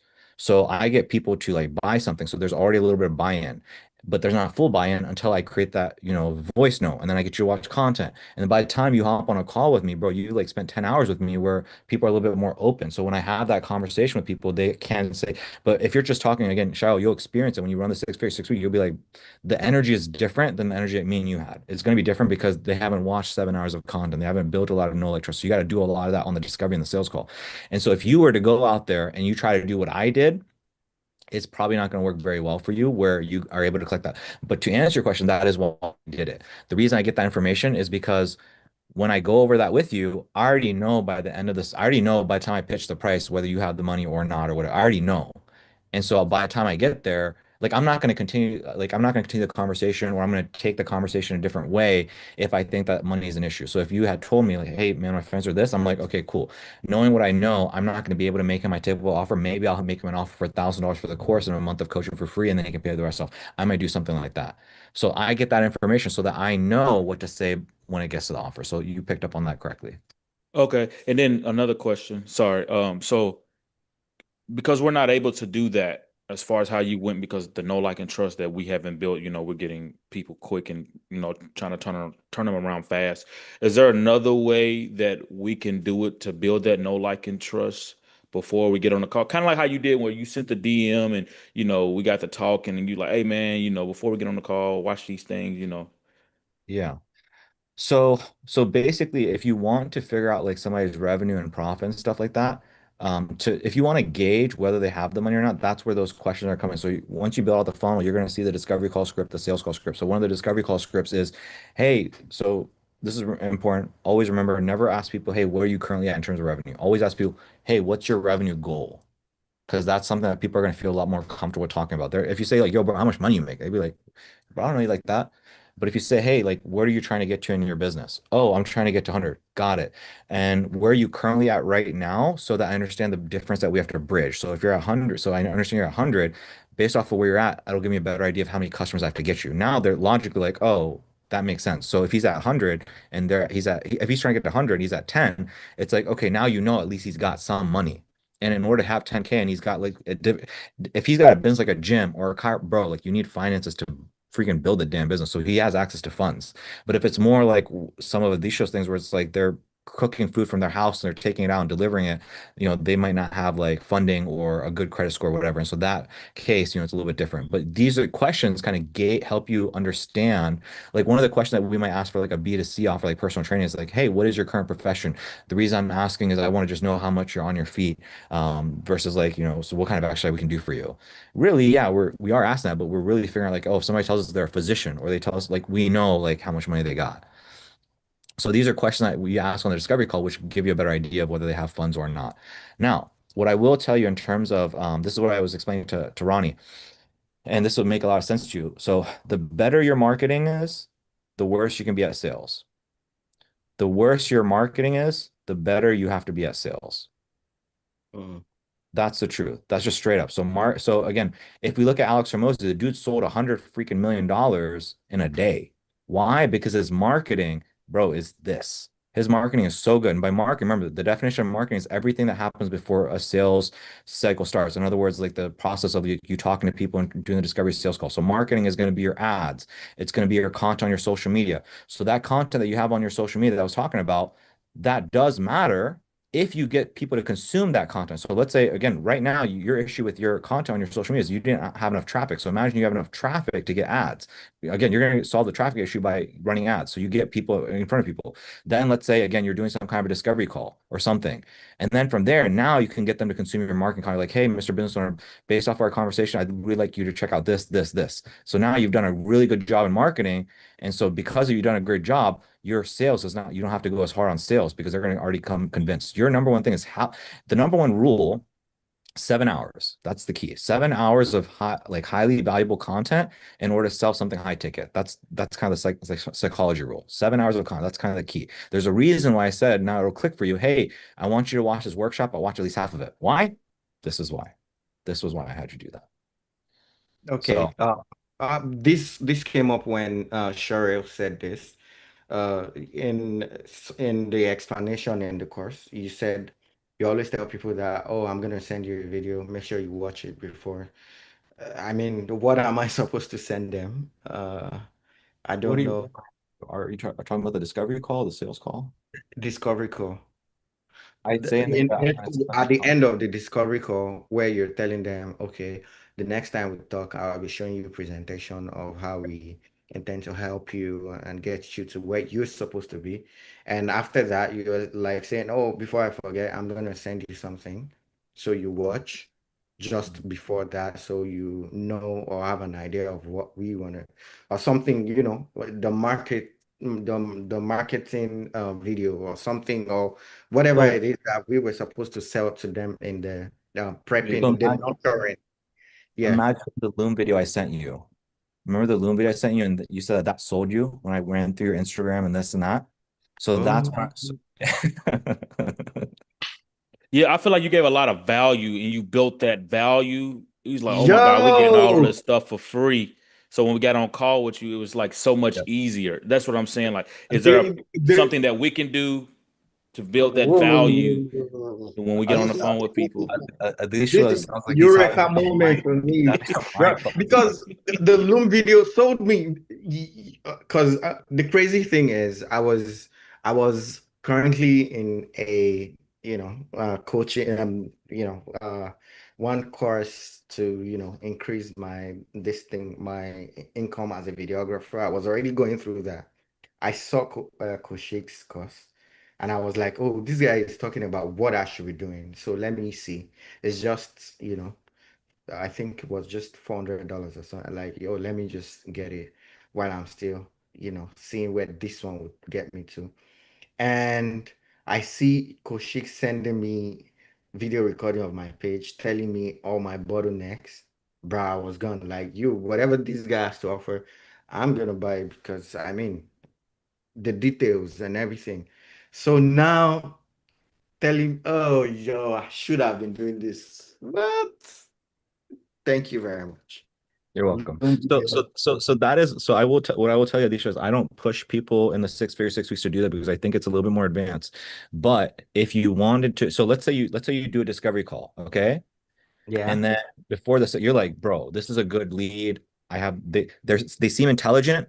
They seem like they have high intent. So they seem intelligent. Like they understand, like if I say some more advanced stuff, they're gonna get it. Two, they have high intent. Like, yo, if I just do a good job, like, bro, they're gonna buy. If it meets that, and third, they seem qualified, like they got the money. So if it were me, if I was in your shoes, again, I don't tell the guys to do this, so I'm giving you a little bit of something more advanced. But if they have intelligence, they have intent, they have the money, then I would say, okay, before I do the sales call, I'm going to probably create some kind of video or create something that's going to be very custom tailored that's going to blow their mind. They have the thing is they have to have light bulb moments. What worked for you is you had light bulb moments. You saw this, you're like, bro, I've never heard this before. It switched the way I think about things. If you just give people generic stuff, that's not going to sell them. It has to like blow their mind a little bit. Then by the time they hop on a sales call, now because what's going to happen is one, it blows their mind. They're like, I want to hear, just like you said, I want to hear what else he has to say. And then two, I think that's kind of the main thing is I want to hear what else this person has to say. You have to get people to think that. And if they think that, they'll show up to a sales call much more open.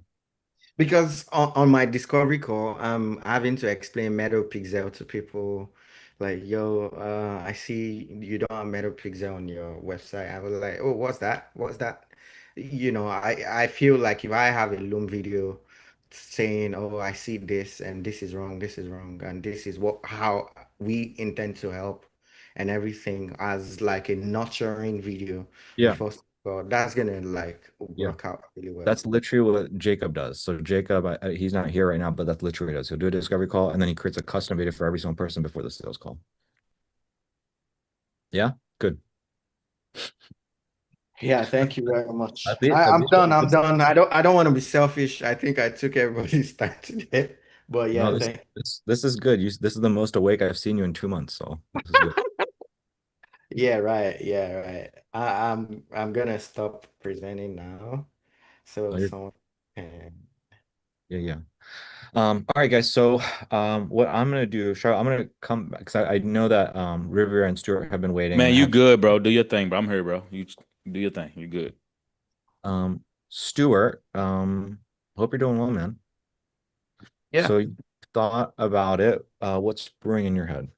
Aside from obviously the answer of like you want to pursue that, but like what else is kind of like going through your head in terms of like making that decision that you feel like I should know? Well, I think all I can really say is I think there was a sense of relief that came from just choosing to go, okay, I can always take the stuff I'm learning and implementing here and translate it over there, but the better thing for me is just to do the things that are going to make money and for me and my family first. And Yeah. I think that's a quicker way to hopefully get there. Um, and I don't know. I think it just overall just yeah relief in that sense. So now I'm just thinking about okay, well, what can we do? What I know we talked a little bit about like the kind of mini course thing, and then moving that toward like a full course and coaching and everything else. So I almost sat down today and started sketching out some ideas and things like that, like what I think I would be able to speak intelligently to and what would be helpful for people and what really kind of whatever the pain points are for that people are encountering when they're trying to do this stuff. So yeah, that's where I'm at. Good, good, good. Yeah, I figured that's kind of where you might be at, and I do think like that's the fact that you were able to sit with that and kind of took that away of like, hey, let me just like kind of do this thing for myself because if you can do it for yourself, you're going to be able to do it for the other guys and stuff like that, you know. Yeah. So, but yeah, okay, cool. So in terms of like what's next, um, I think I kind of gave Riviera some of this stuff, but actually. I didn't send you any links or anything to study yet, right, Stuart? You did send me the Just need the Google Google Doc? Doc. Yeah. Okay. Did you start I'm going not sure through if that a that's the little bit? same one. Yep, that's the one. I started reading through a little bit. I haven't gotten to go super deep yet. Okay. So so let me find our conversation. Um,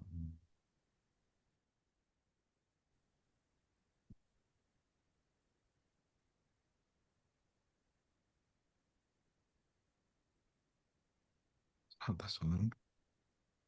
Um,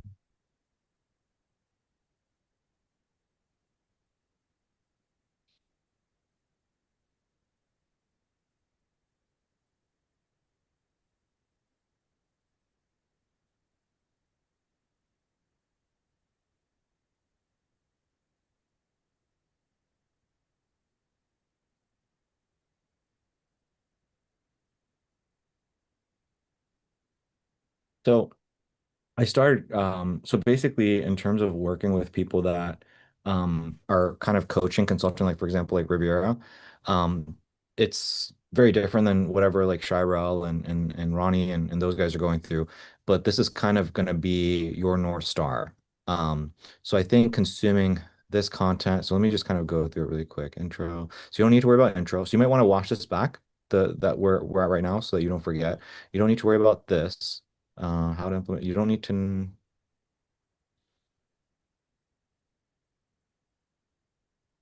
So maybe I'm a this pretty quick content. reader, so I can Okay. I can read quick.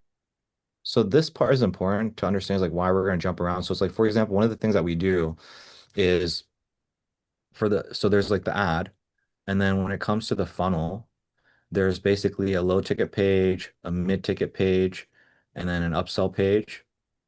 And then there's an order confirmation page, there's a counter page, order confirmation page, and then obviously there's a course. And so right now, what you're going to do is like, for example, we create all the content necessary for everything. Like we just kind of create it all in one go. We film it all in one go.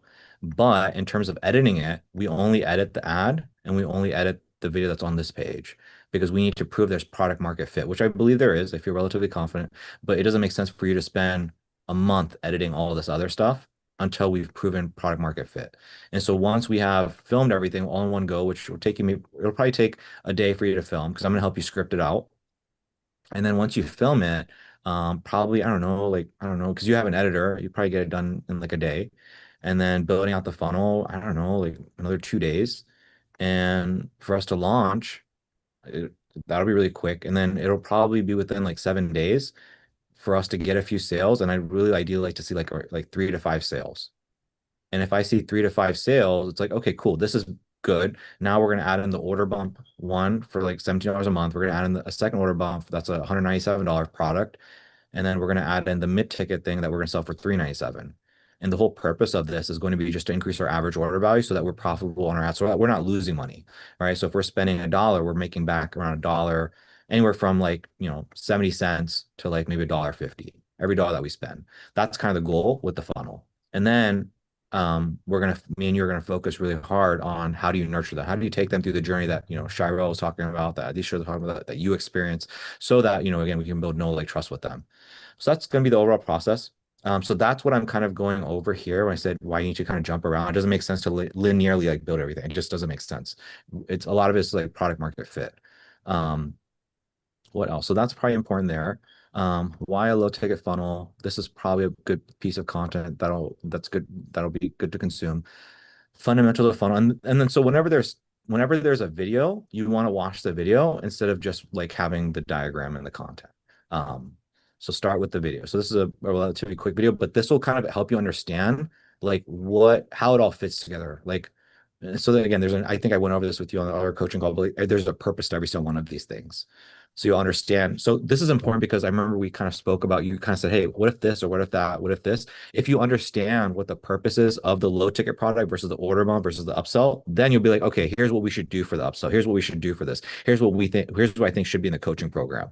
And so my suggestion, if you want to write this down or if you want to remember, is what I like you to do is after you watch this and you go through this and you sit on it for maybe a day, have like a Google Doc or something for me, be like, hey, Koshik, here's what I'm thinking in terms of the low ticket product. Here's what I think it should do. Here's the transformation it should make. Here's what we should omit from it. In terms of the order bump, here's what we should do for the first order bump here. And then the one that's $17 per month, like that's just going to be a school group. Like that, I know for sure. But the thing that you're going to sell for $197 on the first page, that I don't know about. So once you watch the content, you have it right. And then the next thing is, what do you believe should be the mid-ticket product?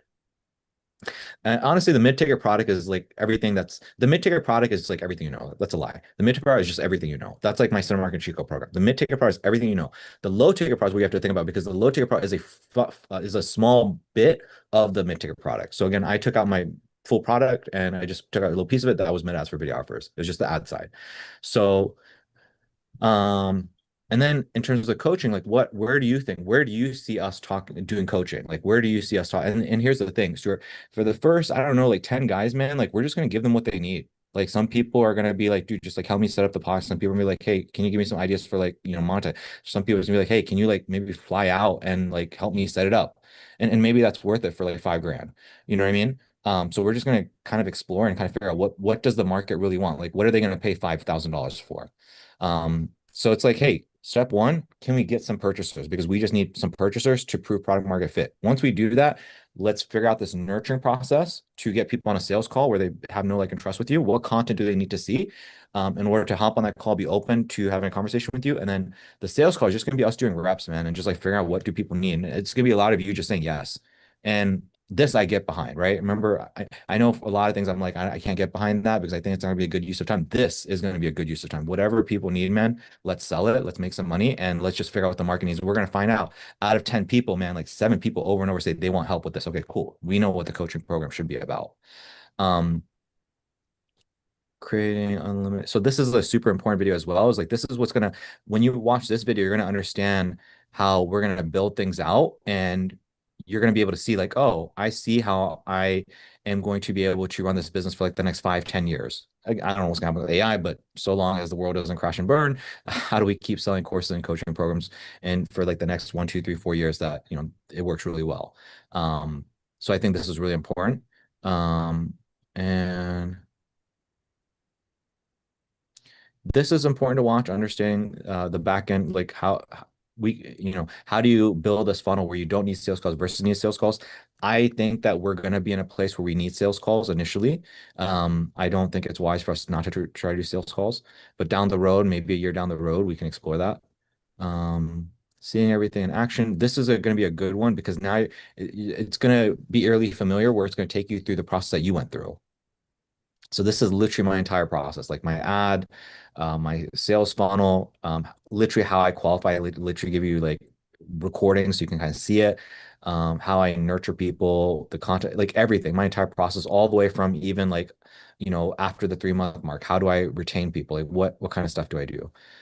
Examples of sales call, like this is, I don't know, like I'm not telling you to consume all this because this is probably like 20 hours of content, but this is my whole process. And I think just like skimming through it and maybe clicking around would be good. And then probably KPIs. So I've given you a lot of homework. But I would say this is a good amount because then you're going to be caught up to speed on the basic stuff. And then from there, you can like tell me like, hey, Christian, here's what I think we should do. And then from there, I can go in there and refine it. And what I'm going to do once I have like settled with you, like, hey, here's what the course should be. Here's what everything should be. I'm going to like start by writing out all the scripts for you. I'm going to give it to you and then you can review them and tweak them based off of like what you feel good. And then we're going to get rock and rolling, man. We're going to get to filming. If you want, you can just focus on, I mean, I would say consume all this content, but if you, again, for you, it's a thing of being busy. I would say this video, I'm sorry, so obviously this,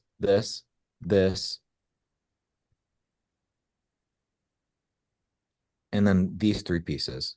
If you just consume these 3 pieces, which is not much, you can probably start getting to work on just telling me like, hey, because here's what I think we should do.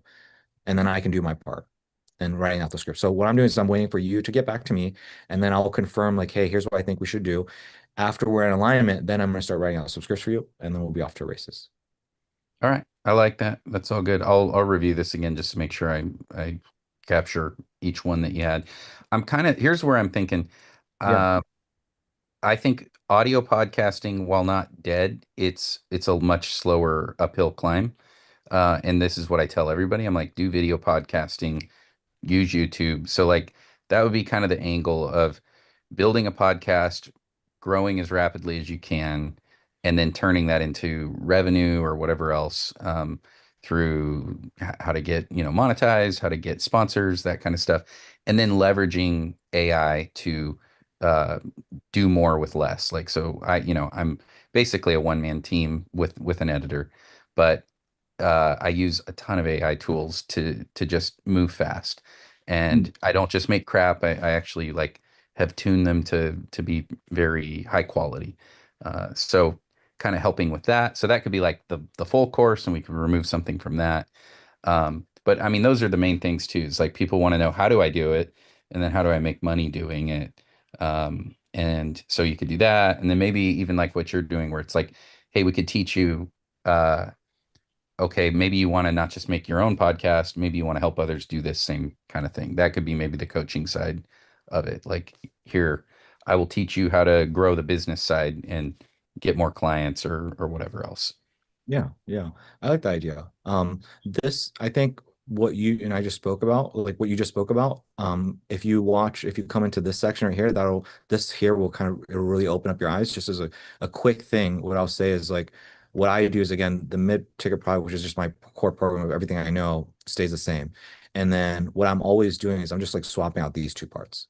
That's all I'm Yeah, doing. I remember you saying that. So, so this would be like, hey, start a podcast and learn how to monetize it, 14-day podcast, whatever. This Yeah. would be like, hey, if you are somebody that wants to start an audio podcast because of blah blah blah, now this is hitting a different market. This market and this market is different. This market right here could be like, hey, are you somebody that currently runs a podcast and you want to use AI in order to cut things up and because again, you know how important it is to monetize and be all over everybody, all over the different places. Well, I put together a 47-hour course that'll show you how to take the content and then cut it up really quick using AI. And this is going to serve a different market, and this is probably going to be a higher value market. And so this way, we just have all of these low ticket products that are funneling into our core thing, which is our coaching program. Hmm. Yeah. Okay. Yeah. I like that. There's a couple guys too I've noticed since I do a lot of stuff in the faith-based side of things, uh, niching down into like the faith-based podcasters or blowing up on YouTube with faith-based content. That might be another one for that to try. Like have some that are that and some that are, their own thing or whatever. I don't know. So I want to you're kick going around a after, few so you're things. saying like going after a market of like, hey, if you're somebody that's faith-based and you like to speak about, your religion and your values and inspire Yeah. people, you understand that, podcast is a great method to get there. Check out this product. We'll show you how to build it the right way. And Yep. yeah, yeah, Yep. that'd be a great, that there's probably a huge market for that as well, for sure. Yeah. Yeah. There's Good. also a ton of really scammy charlatans, so I gotta I gotta filter for that.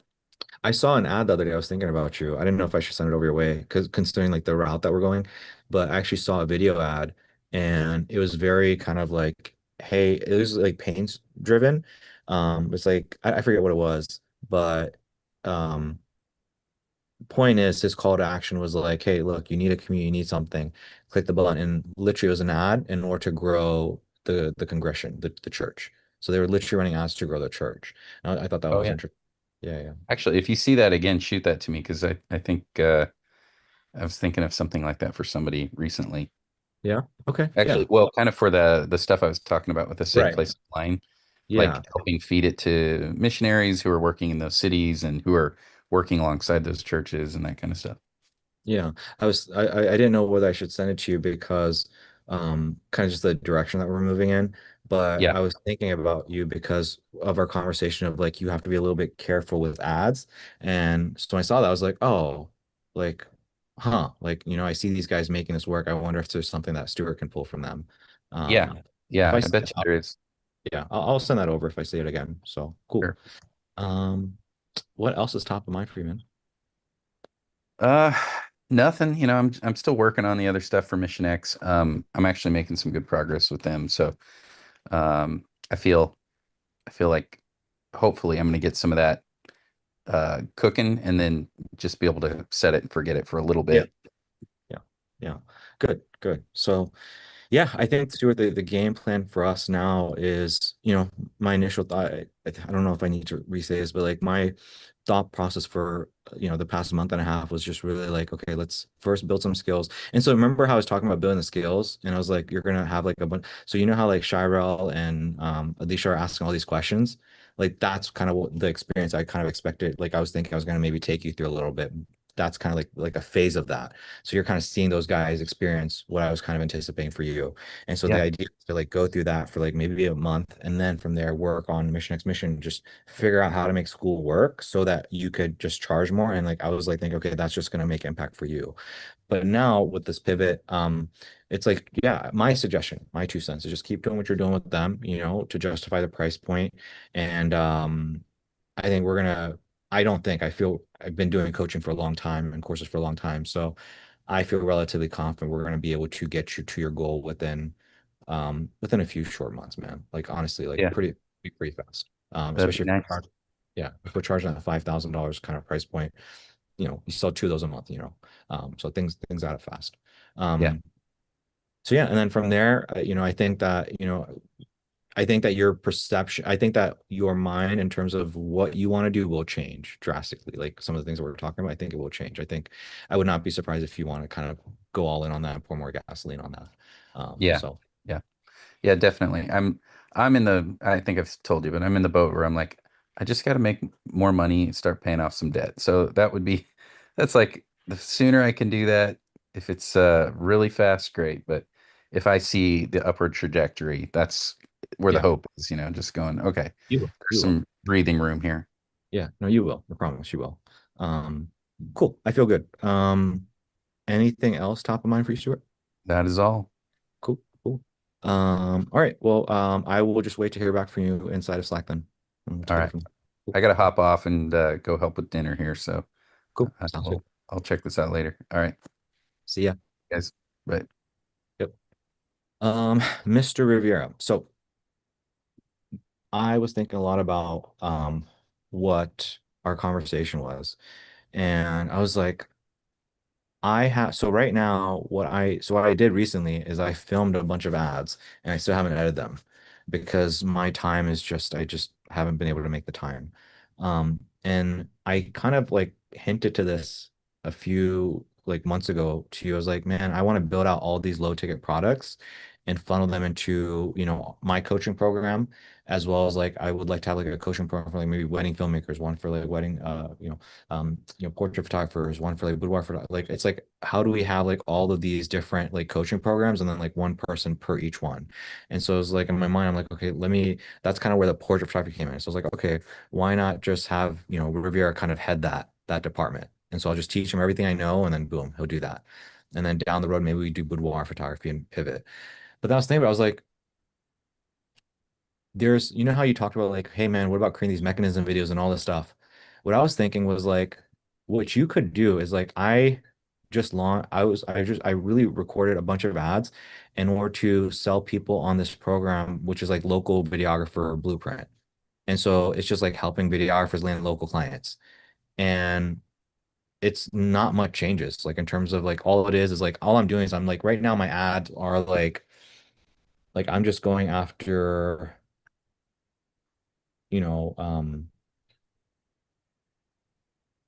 my angle right now is just like learn how to use Facebook ads to profitably generate. So all we do is we just switch it out to like learn how to use Facebook ads to profitably acquire local businesses. And your whole angle is that. And it's just you're competing with a guy named Boris. Do you know who Boris is? No, maybe if you showed a face or something, but nothing comes to mind. Okay. So and these guys right now, I mean, I'll tell you, these guys are doing like 200,000 a month. Um, Oh, and wow. all they do is they sell coaching program and like Jacob, who is not here right now, is actually from that program. So he invested with them and then he learned their stuff and then their stuff stopped working for him. And that's why he came to me. So he basically was running that stuff. He made a good amount of money. I think he made like, I don't know, 60 grand or 90 grand the first few months. And then it stopped working. And he's like, Hershey, my shit stopped working, blah, blah, blah. What do I do? He came to me and then I helped him get the funnel working. It's literally just the follower funnel. I just like helped him with his ads, helped him with the sales. Boom, he's good. So, and I've heard this from a lot of people. I'm not trying to poo-poo on Boris, but like a lot of people are like, yo, his program costs way too much. It's not very valuable. And so what I'm just saying is that I was going to compete directly with him and I was just be like, yo, my shit's way better. And so instead of doing that, and like all we're gonna do is like they're still gonna get the 6 figure 6 week sales funnel. They're still gonna get like, or we can. It's basic. Do you know the follower funnel is? Is this something that Mason did at one point? So this is what Jacob does. So if he hops on, and again, I have course material on this. I have like the stuff Boris share. Like, I have everything. So I'll just give it to you. But literally all it is, you literally just run an ad. Hey, if you're a local business, blah, blah, blah, you do yapping videos.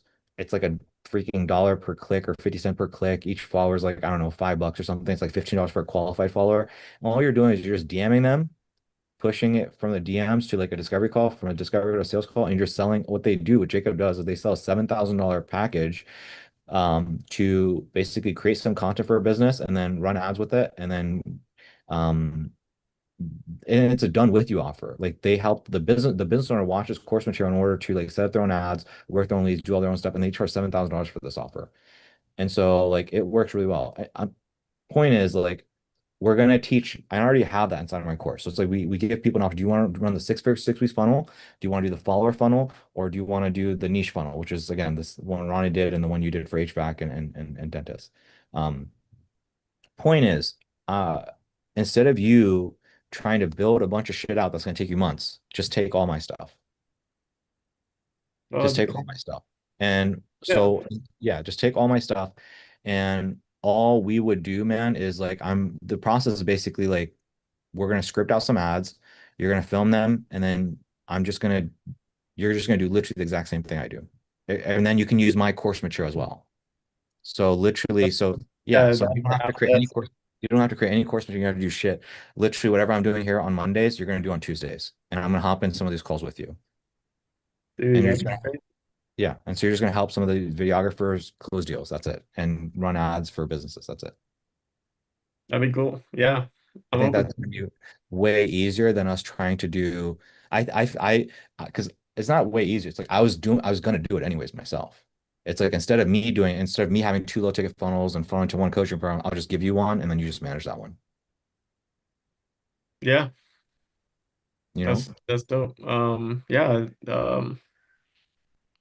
cool. Yeah, I mean, it just sounds like the assets are there, right? It's like might Yeah. as well use that to just we don't have to pave a landing strip if the landing strip's already there. Yeah. Literally all you would create is the marketing, man. You're gonna have to create some stuff, but not gonna be nearly as much as, because a lot of this shit's already done.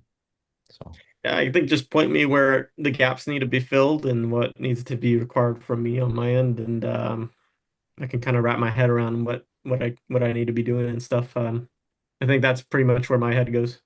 yeah, I'm just gonna type it out for you. It's gonna be really simple. I literally filmed that. I wrote the ads out. I already filmed them. So literally, I'll just send you a script over. You'll film them. You could probably create a few ads your own. Use your own head to like be like, hey, here's some additional ads that I can create on my own.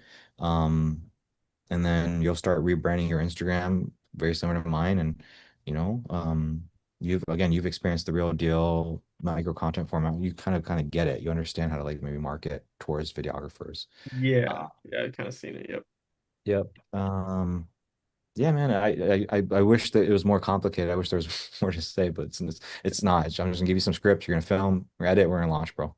Yeah, I was ready for the complex today. I was like ready to figure No. it all out. But it sounds like yeah, I mean, it sounds like just plugging it into the system. I mean, if you already have an arsenal of content, like might as well see how we can use that to our benefit in this situation instead of pivoting from ground zero or whatever. That's what I was thinking like when I was messaging you. I'm like, can I reuse my content from when we like worked on that for 3 months?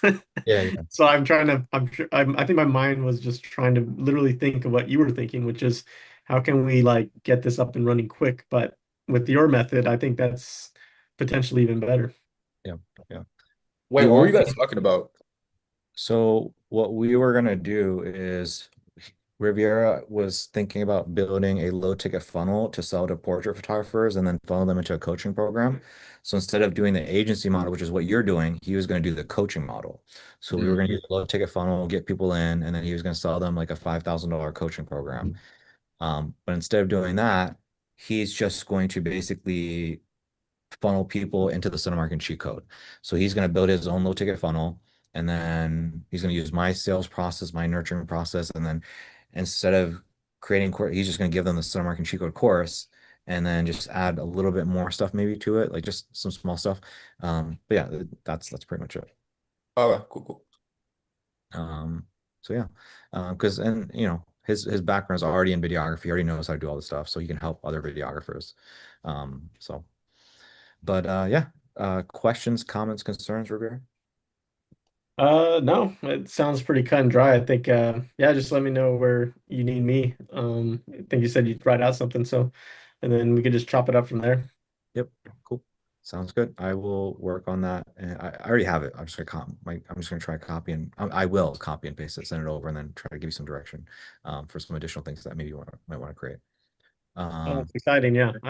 I was dealing with like motivation issues and I don't know, maybe it's just hitting a wall so many times. Like I'm you already know it, but yeah, I've been feeling more optimistic lately, last couple days, even though I'm kind of in this weird period. But yeah, I just want to give my 100% to everything. I feel it in my soul. Like I want to give my 100% to something.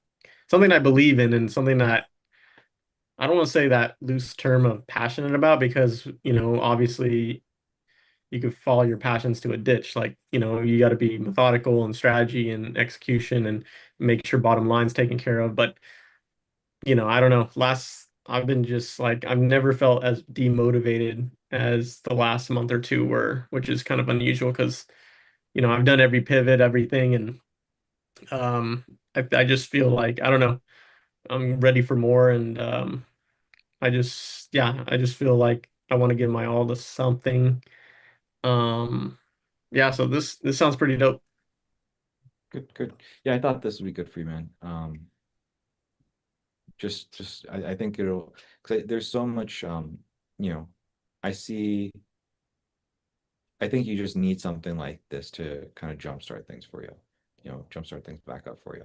Um, And yeah, because I think that's kind of how at this point it's like I just need to give you something like that and just kind of give you something proven, and then you have the manpower and the time to be able to execute on it instead of like because there's a part of your brain which is like have to figure shit out, build shit, and then there's a part of your brain that's just like on autopilot, just doing sales calls, discovery calls, closing deals.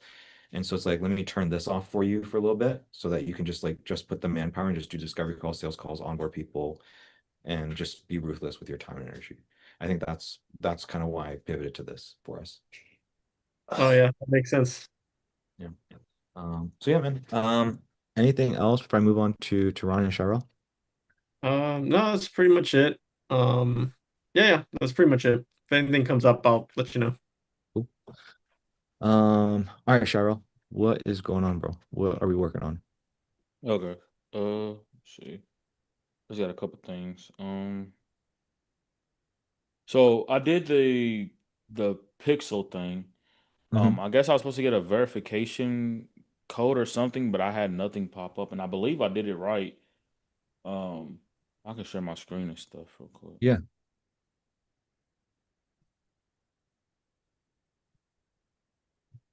You know. Mm. Do you see it? Uh-huh. All right. I don't know where I would look at it at. I'm not, too. You're good.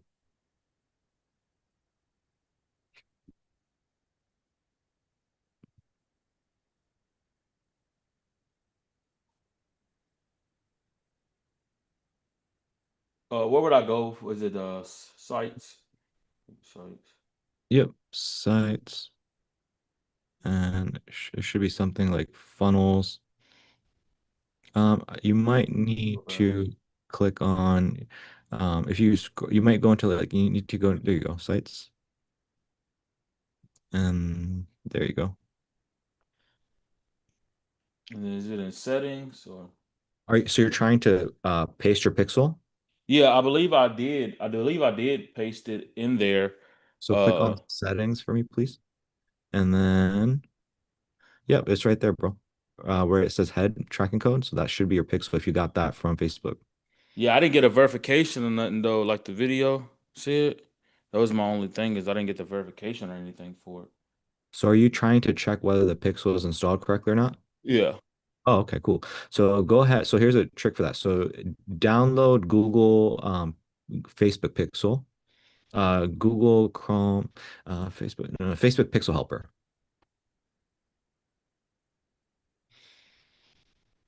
Yep, Google Chrome extension. Boom, there you go.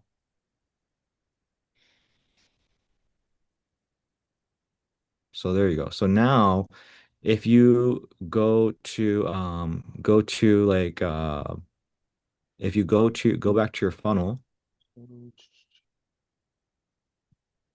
and go click on steps, You said up left, steps. up left, no, down, left, yep, there you go. And then click on, yep, and then copy that URL. This one. Yep.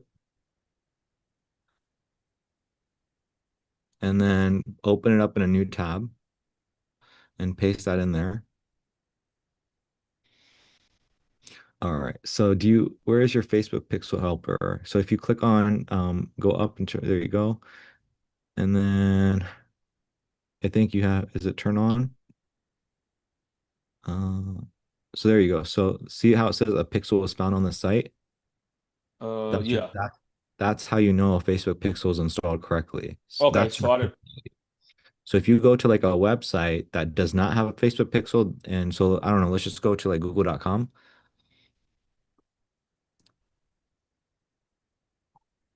and just search up like I don't know, like chiropractor.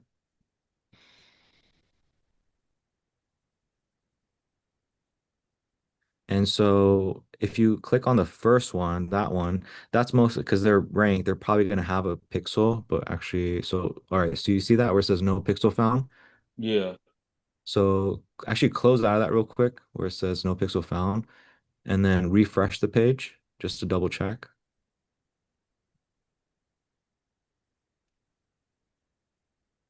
Yeah, so let's try refreshing the page though. Oh, Real refresh the page. My bad. quick. No, you're good. Close this though. Yep, yep. And then try to check the Facebook pixel helper and see. So boom. So see how this says no Facebook? That means that this person is not, they don't have a Facebook pixel installed within their website to track things. Got you. So that's how Okay. you know. So Okay, but mine does on that. yeah. Okay. So So I that didn't has need no verification code then. nope. Or No. okay. Unless that was for something else, bro. That might be that you might be on another step or something. Do you if you want to like maybe show me the video that you're Yeah, looking yeah, I can go back to it real quick. So let's see where it's at. Testing your phone. Hold on.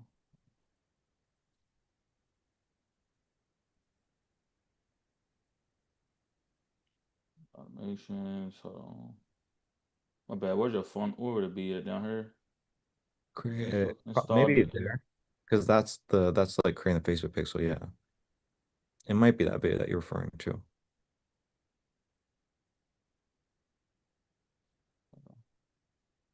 Can you hear it? I can't hear anything.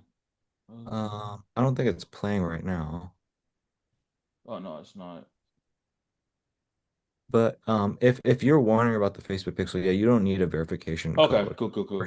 I know that for sure, for sure. Okay, but then I did it right then. I did it right. I just didn't see that. And then for uh my setting up automations, I could show you what I was talking about with that too, real Okay. quick. Um, I did that, but I got my number, but it hasn't been registered yet because, like I said, we're waiting on the EIN and stuff for Okay. that. Um, Adisha, are you there?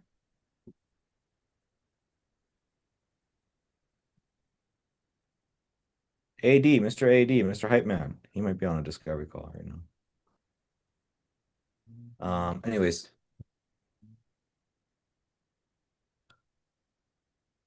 the reason I was gonna ask him, Cheryl, for you, like what he did. see what he did. Okay, Yeah, I was gonna ask him.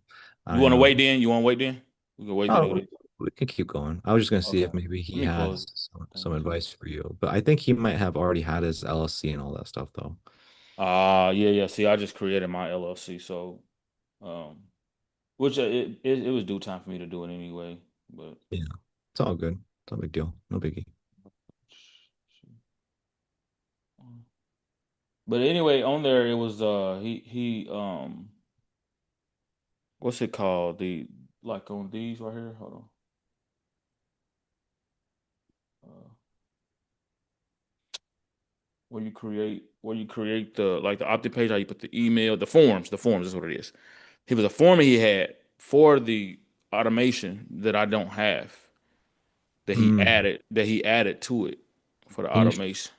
can you try to pull that out for me? Yeah. You Trying can to try to find what he's referring to.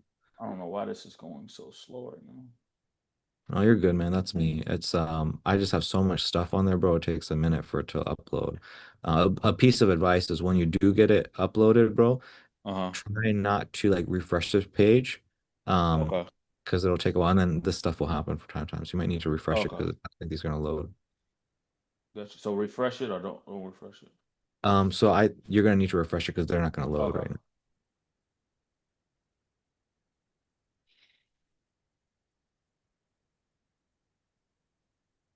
What is it? Which one is it? Uh, 3A. which one?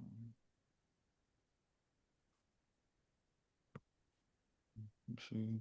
And then also while this is loading up, my domain, it doesn't matter that it has the free video behind it, or does it just needs to be my actual domain? Can you show me? Yeah. So I think you have it set up correctly from what I saw, but you can show me. Okay, yeah, yeah.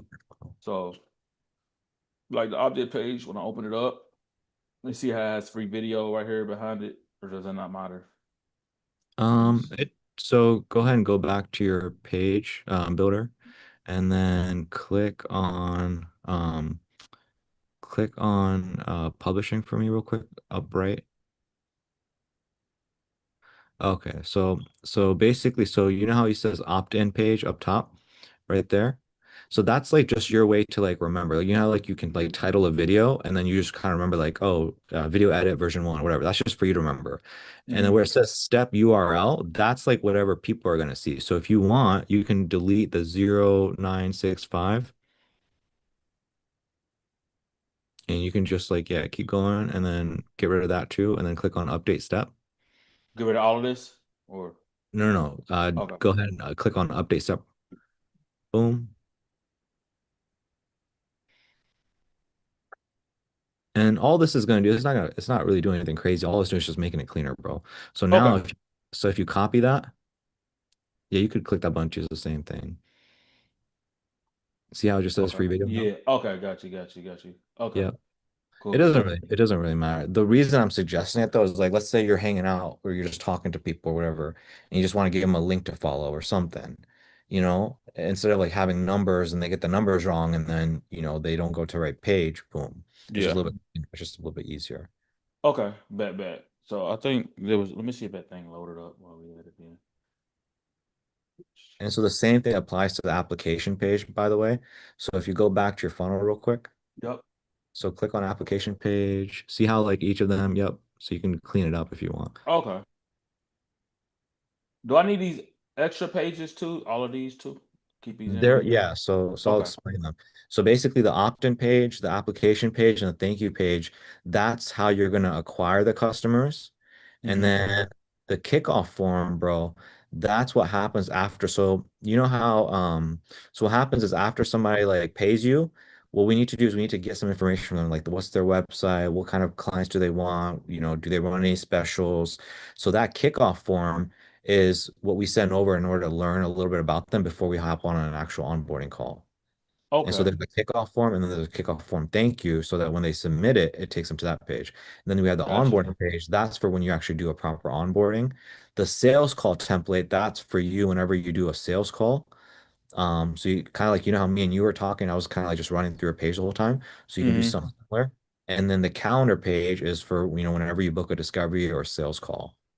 Okay. So Cool. basically it's, I just put all those pages inside that for you. Okay, bet. Appreciate that. Okay, Yep. makes sense.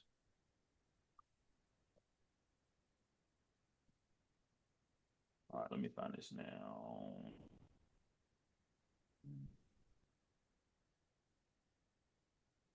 Right, that's the funnel.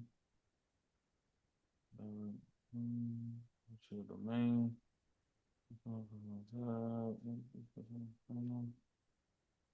Automations. I already did it. Register, set up. Okay. Right here. Okay. Pause it real quick. So what are you talking about that you feel like you're missing? Uh, Let me show you. Hold on. The template.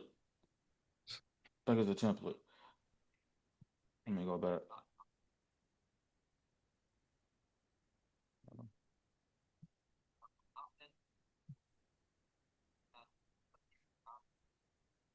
So once you see it, pause it for me and then be I like, oh, got this is you. what I'm looking for. Yeah.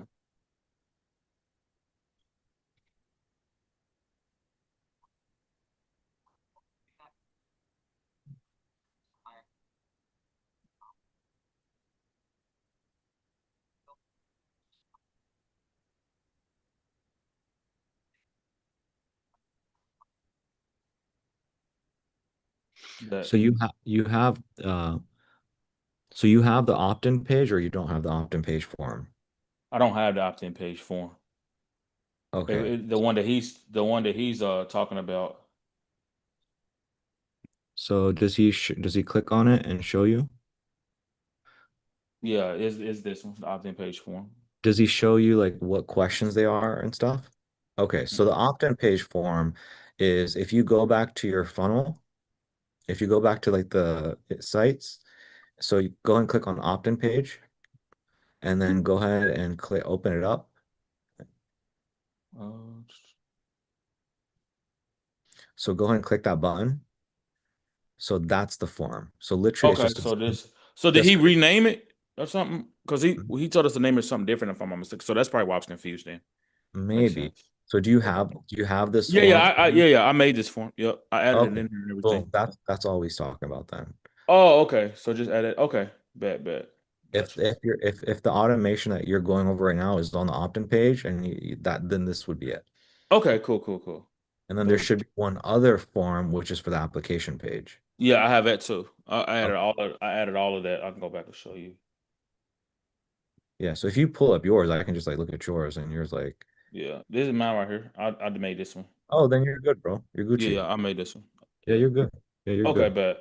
I'll just make sure. Like I said, there's a little difference. I'm like, I don't want to add something in there. No. You didn't know. Thank you for asking, bro. Yeah, for sure. Like I said, they're going to opt-in page and this form's on there. So I don't want that to happen or none of that. So I was like, let me ask him real quick just to make sure that Mhm. I'm not doing anything. And the thank you, I gotta actually change it because I changed my thing. But okay. Let me see. I think it's let's see, Facebook, verify code, domain, set up automation. So I could probably set up my email automation and stuff now because of Mhm. that. And Go High Level helps with that, right? They help with Yep. all of that. Okay, but I've been on the phone with them a lot, so Yeah. Those guys got you. um, yeah. Senior coaching. Oh, I was gonna say, can you send me your calls too, so I can study that how you're doing that as well. Um, the difference between. Go ahead. I'm sorry. If you message me, if you, because I'll probably forget, bro, can you please message me and then remind me and then I'll send you. And I don't know that people would feel comfortable for me to like send you a different person's sales call, bro. Is that what you're asking? It don't matter. Mine different. It don't matter. Just so I can just study it. So okay, so how about this? Because I got if you want, because I already shared this, um, copy link.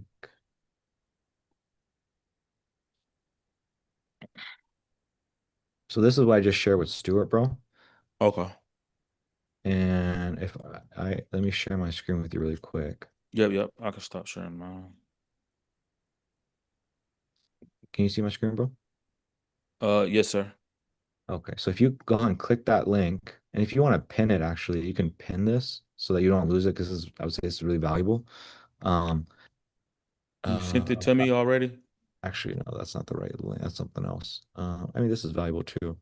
Um, oh yeah, actually.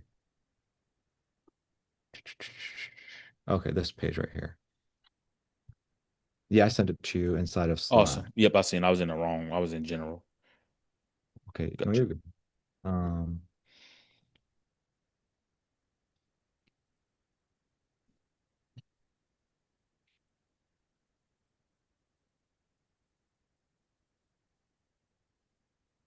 so don't overwhelm yourself with this. Hmm. And what I would say is like, because there's a lot of stuff here. But if you said you just wanted to specific, but the reason I say don't overwhelm yourself is like the 6 figure 6 weeks, I made it as simple as possible. But I would say that there are some things like, the hell yeah, hell no line that works really well. So you can kind of maybe pull from my call and put in yours. But like, I don't think mixing and matching too much it might complicate it. So I think Okay. like maybe start with the basic stuff. Maybe you can pull the hell yeah, hell no line. Um, but I feel like if you try and mix and match, it could hurt. Um, but if you come in here, step 5, you'll see a sales call that I did with Jeremy. So I've had his permission to share. And so you can kind of see me take him through a sales call. But that's not good enough answer. It's not when somebody. Oh, this is what I was talking about. He's I think in Kentucky. Oh, And really? I think I told I was like, I got a church going folk, and he's in Kentucky, his neighbor. That's this guy right here. Okay. So that's funny. And then the other one is Cam. So this is a guy I talk about often as well. So this guy's a savage. Yeah, that's the one I be hearing. I ain't seen what he looked like yet. So That's him. This is the golden child right here. we had like 40. So that's that's him. And so you can kind of see me take him through the sales process as well. And it's what's interesting, bro, is you'll if you want me to send you yours, I can send you if you remind me, I'll send you your call as well and be like, damn, bro, like Kushik's saying the exact same thing, but it feels very and Yeah. it's an authentic conversation. Yeah, you And, nasty, bro. I ain't gonna lie. I was like, babe, did he just really use this on me? Like, you know, here's what I'll tell you, bro. Good sales does not feel like sales. You know, hmm like good sales doesn't feel like sales. A lot of people, when it smells like sales, when it feels like sales, that's not sales, bro. That's a Yeah, script. That's a absolutely. script. And it was kind of crazy because I watched the video. You was like, yeah, look, let me show you this guy real quick. And it was me. He's like, I know I'm a closest guy. Like his energy, just Yeah, yeah, yeah, yeah. yeah, I was talking yeah, about you. I was like, I literally, so I knew before you even hopped in. I was like, yeah. look, this is the energy that hmm you want. This is exactly what's, and so every single thing I talk about, like, hey, this is what I'm looking for. So the buns were pressed, Yeah. you know. hmm Oh, that's so funny that you watched that video. I was Bro, literally talking about listen, bro, you I before study you hopped in. everything, bro. Literally, like I told you, I'm like this, bro. Once I'm in, I commit 100%. So Good, good, good job, good job, good job. Yeah, I was showing them your DMs. I was showing them, I was like, yep, this is what you want. Good, good. That's so funny. It's yeah, I so. think you were showing Jorge. I think who it Yep, was you were showing. Yeah. I was showing Jorge. Yeah, yeah, because I'm helping him build a low ticket funnel too now. Okay. Uh, Yeah. Yeah. so, but yeah, what you'll notice, bro, is like you'll notice that it's the process I took them through is the same process I took you through, bro. Um, Okay. And you said all of that's in that link right there too. Five, I believe you said. so yeah, if you visit the link, there's a lot of information. What I'm saying is come Okay. down to step 5 if you want to see me do some sales calls. Okay. Cool. Cool. And then if you're Okay. curious about how I do my Loom videos, that's step 4, actually. Remember I sent you a Loom video, I sent you the Yeah. short Yeah. one. Yeah. So is that Discovery Call the Loom video? So for me, again, this is just me personally, it's how I run my business. I don't do discovery calls. I just send people Loom videos. So Okay. this basically replaces discovery calls for me. That's just what works for me. Okay. Cool. Yeah. So if you Yeah, that's want what I to, was gonna ask. What's the difference was between them, and how do you so like? most people have to do a discovery call. Like for your kind of funnel and what you have to do a discovery call. It's not going to work well if you don't. For me, I don't Mhm. have to do one because I get people to become purchasers and then I have Yeah. kind of a conversation side of DM. So it's like I don't it's just a different type of energy where I can just send Gotcha. somebody a video and they'll watch it. Mhm. As opposed to like you guys, you're gonna be running out. Nobody knows your face from Adam, Eve, nothing.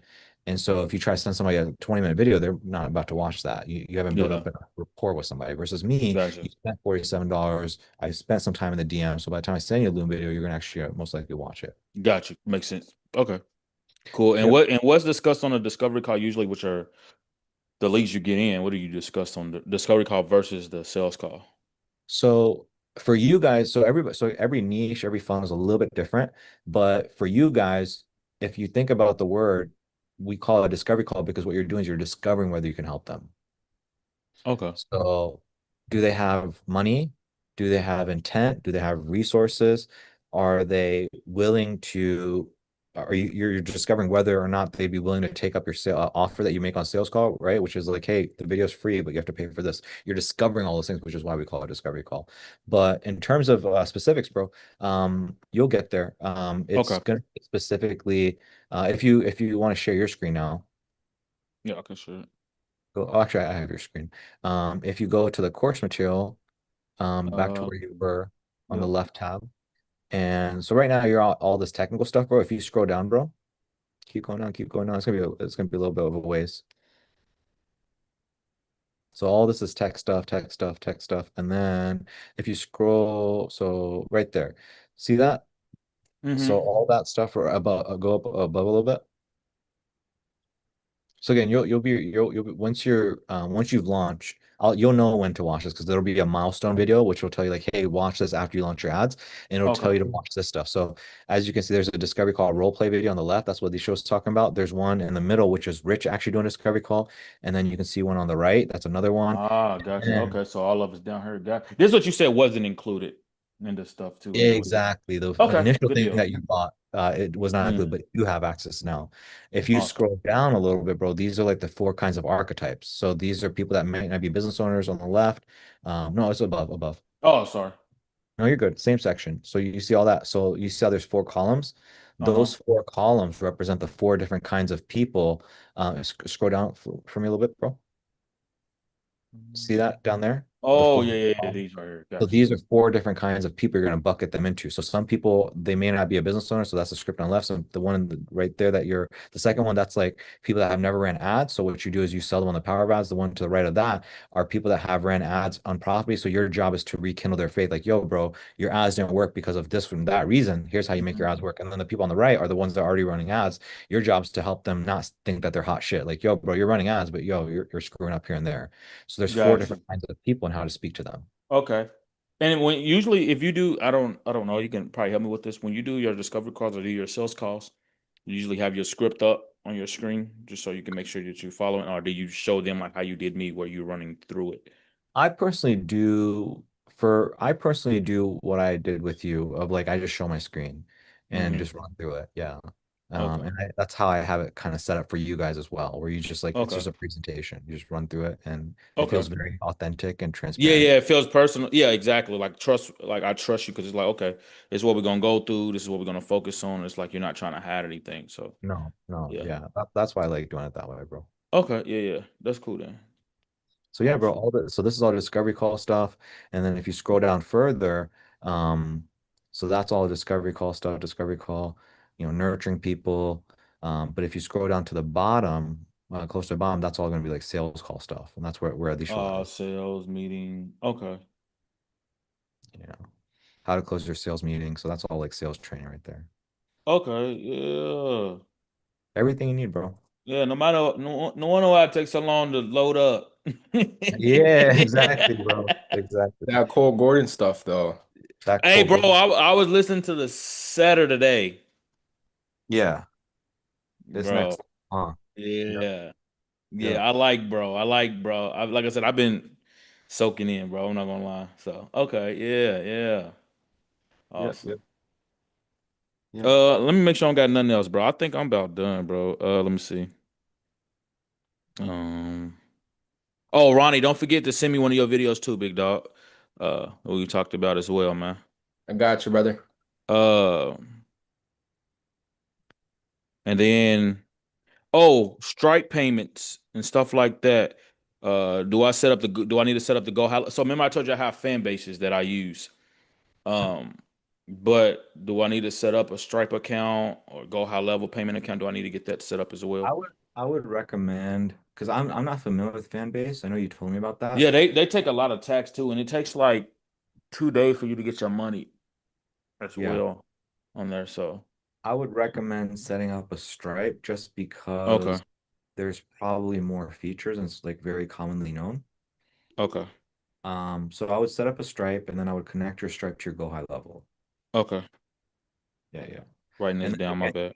and then either you can take payment through Go High Level or you can take payment through Stripe. Okay. It's up to you what you want to put in the time to do. If you just take the payment through Stripe, it'll probably be faster. If you want to set up payment, like again with you and me, remember you went to a page and you made the payment. If you want to Hmm. set that, you would set that up and Go High Level. Got you, got you. Okay, yeah, yeah, I know what you're talking about. And then I texted you this in what you call it, but I know you weren't gonna see it, but uh two books you'll recommend when it comes to sales and stuff like, bro, get these books. These are good books because I like reading as well. So what would you say? It seems like what's popular, bro, that I keep hearing from. So here's what you'll notice is like, again, now that you're kind of in this game, bro, you're gonna notice like content on social media and everything is gonna basically sound very similar. And it's because they pretty much come from the same people. Like you Hmm. just like it's like Cole Gordon sold to somebody who sold to somebody who sold to somebody. And so you're getting content from these people, but the reality is that it all came from Cole Gordon. Yeah. Really, it's like Cole Gordon, and then I see the Wolf of Wall Street Okay. selling. I think like I forget what his book is, but he has a book, Sell Like Crazy, or I forget what it is. He's got a good sales book. And then there's another, and then Alex Hormozy's Closer Framework. That's kind of like everybody seems to come from like one of those three. Okay. Uh But I would say to be honest with you though, bro, like to keep it 100 with you, like there's uh-huh. just so much material, bro. You're gonna get overwhelmed if you Got try. you. I would recommend just I would recommend because I know Cole like bro, you've seen his stuff. Just I Yeah, would recommend. He cold, bro. He's just so very logical. Hmm. And the Wolf of Wall Street is it's like so how about I'll explain it like this. is there's different like teaching styles. So it's almost like you learn from somebody who like teaches you music videos, you learn from somebody who teaches you weddings, you learn, and all these are so different in style, you might get a little bit confused versus like, Ah, you know got what you. I'm saying? It's Focusing too much. on one and zoning in on that. Got you. Okay. Makes It sense. might be too much. It might be too stimulating for you. Okay. That's cool. So I with Cole Gordon, bro, there's trust me, there's enough. There's like more Okay. than where you'll if you try to practice what he does, it'll take you a year of doing enough calls just to master what he's talking about, bro. Okay. That's cool. Yeah, yeah. I think that's it for me, man. I think everything else I'm gonna just go back through it. I guess when uh I'm gonna set up that tonight with the automations and see how that takes me or whatever. Usually, how long does it take to get approved once you get your EIN and everything set up for the A2P. A2P? Yeah. Like 2 days, bro. Okay, cool. Yeah. But remember, if you get it approved, good. If not, don't worry about it. Don't worry about it. Okay. I wish Alicia, he's in trouble. He should be here right now. Alicia, you there? He's in trouble, bro. He's in big trouble. I'm just playing. I'm here. I'm here. I'm here. Yeah. You got, you Yeah. got, we got to see your beautiful face at all times, sir. Okay. So, No, you're good. What was I gonna ask? There's a few things. A2P, how did you go? Oh, okay, so two questions for you to help Shirel. One, how did you go about getting A2P? Did you already have like an EIN, LLC, all that stuff? And then the second question is, you said something along the lines of like your automations, your phone number were not firing an issue, so you had to do manual stuff. Just so Shirel know, because the reason I'm asking is because I think Shirel might need to use his personal phone number instead of his go high level number just because of A2P stuff. And so yeah. oh, okay. Yeah, I already have my business LLP and business number from the Ontario government. Oh And yeah, see, I just made mine. yeah, so it was easy for me to set up in less than 24 hours or something. So yeah. Okay. Yeah, yeah. And also, when they call me, I don't know how I set that up, but when they call me with the number, it comes to my phone. So when I pick up, I see it as like a new number. So when I pick up, then I hear the computer voice saying something like, uh, this is a call from Go High Level. Press any number to accept it. So I accept it and I just talk to them normally with my phone.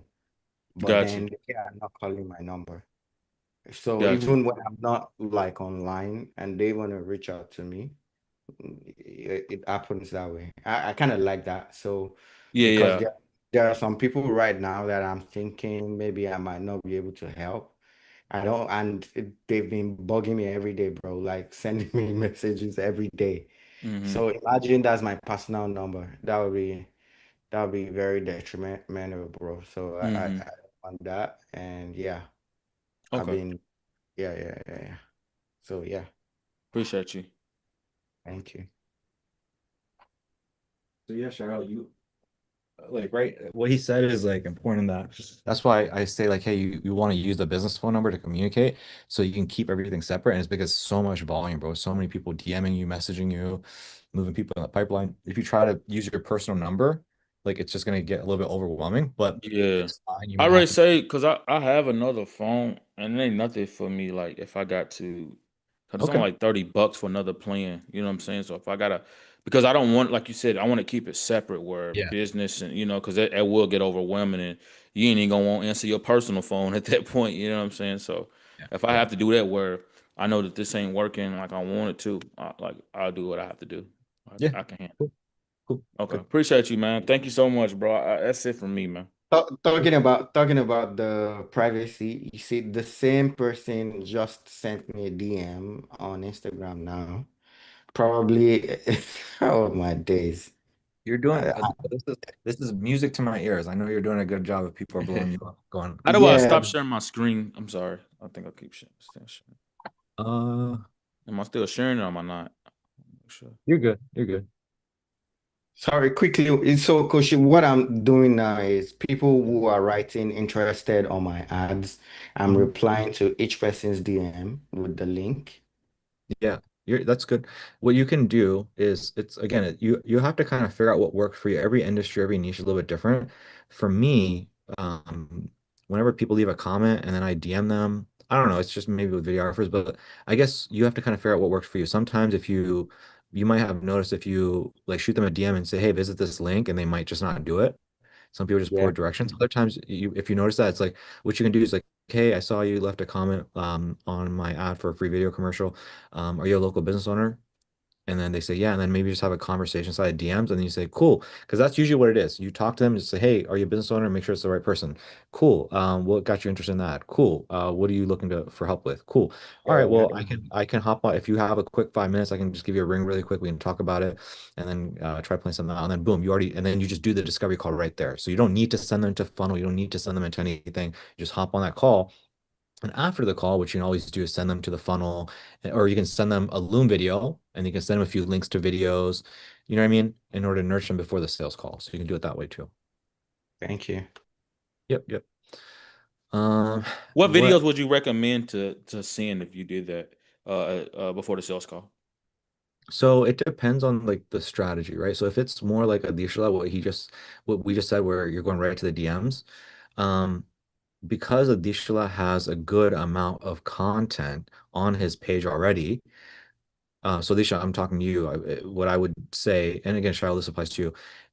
What I would say if I was Adisha, I would say I would create like maybe a Loom video after the call, and then I would maybe point out a few videos that you have on your Instagram already, because that'll be a lot more social proof. And say, hey, this is a video that we created. This was used for this campaign. This is a business that does this, and then this was able to substantially increase the revenue. I'm pointing this out because I feel like something like this could work really well for your business. Here's another video you might want to check out, and then here's another one. So now you have all this social proof that you're leveraging that's already on your social media. They can be like, oh, this was posted like months ago, or years ago. This is obviously real. Does that make sense? That's kind of what I would probably do with if I was a Dishala. Yeah, that makes sense. And I think the way some of them were going crazy today, DMing me like, yeah, I hope you've not forgotten me and everything, was I posted a spot I did for someone way back. Mhm. So they thought probably we have selected and, Yeah, uh, already we've talking. already started filming for these people. I just posted like, oh, because, I'm using a new Do page. you I'm have not, do you have the link in your bio set to the funnel page or no?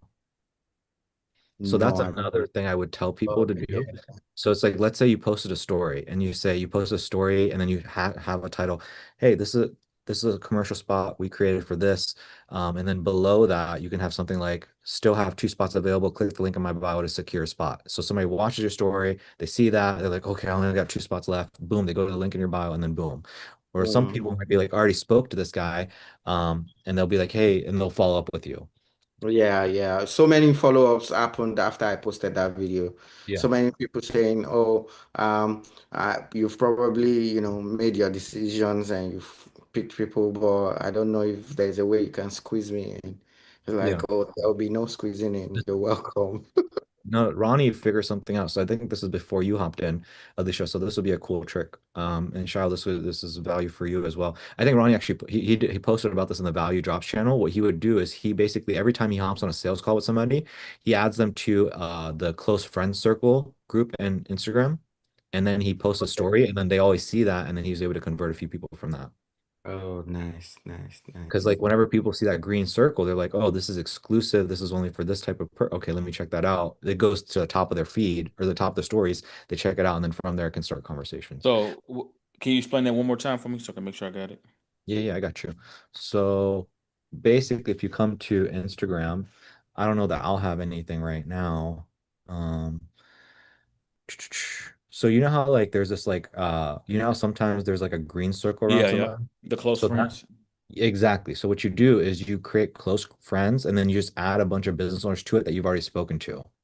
Okay. So what happens is whenever you post a story where you just like, screenshot, show your results, a campaign result that you got for somebody or leads you got for somebody or something you want to say, they're like, oh, that's close friends. So they're going to check it out. Because right now, my stories, I mean, it's not going to show to all 8,000 people. It's only going to show to a certain percentage.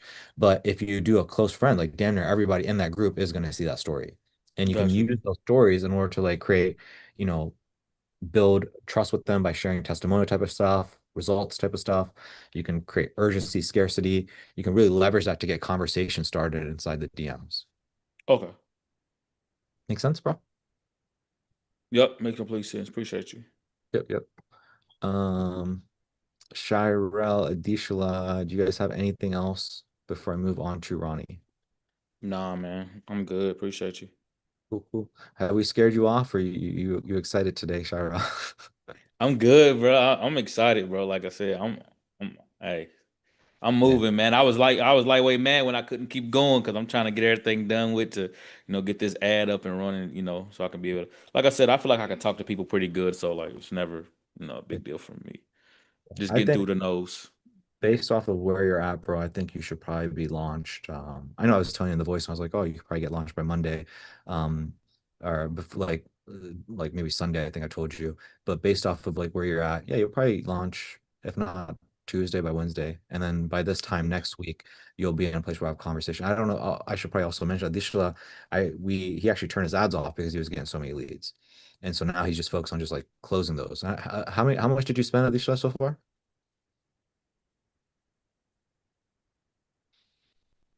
Well, you're on mute, bro.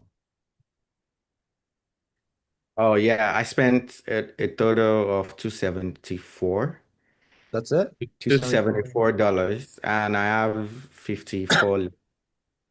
Yeah. So I that's have quite 54 total people opt in, and I'm currently having about 17 opportunities to convert.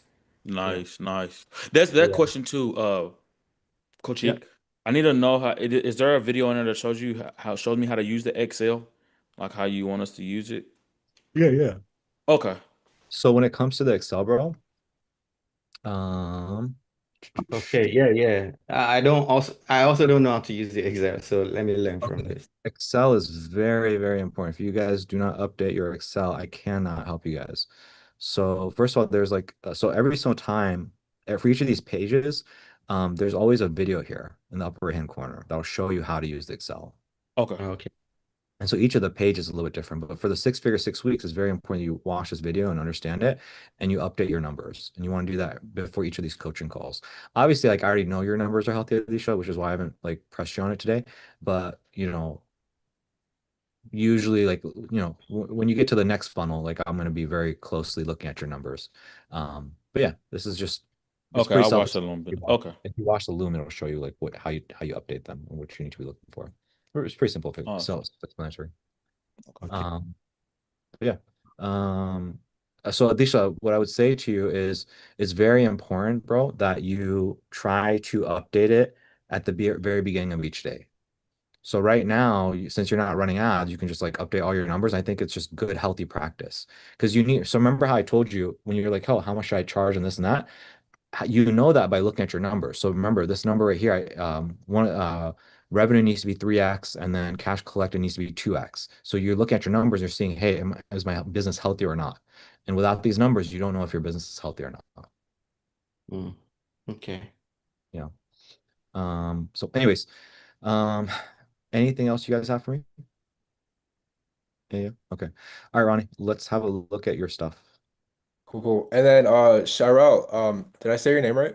Yes, sir, big dog. What's going on? Just send me over a message on Slack and then I can get you over the sales call video. All right, that's a bet, man. I got you. So let me start sharing my screen. Yep, go for it, Ronnie. Okay.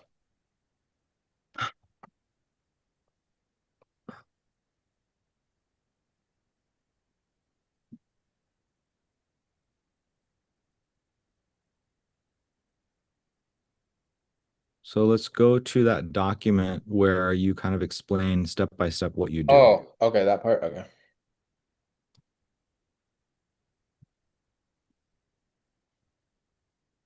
Uh, Google Docs.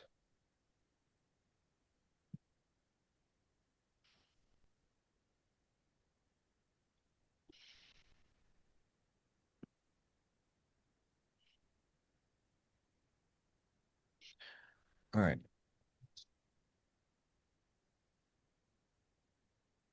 So I just request for when I just so I can kind of click around, Ronnie. Okay. Okay. So acquire clients plus service delivery is run through running ads on the platform.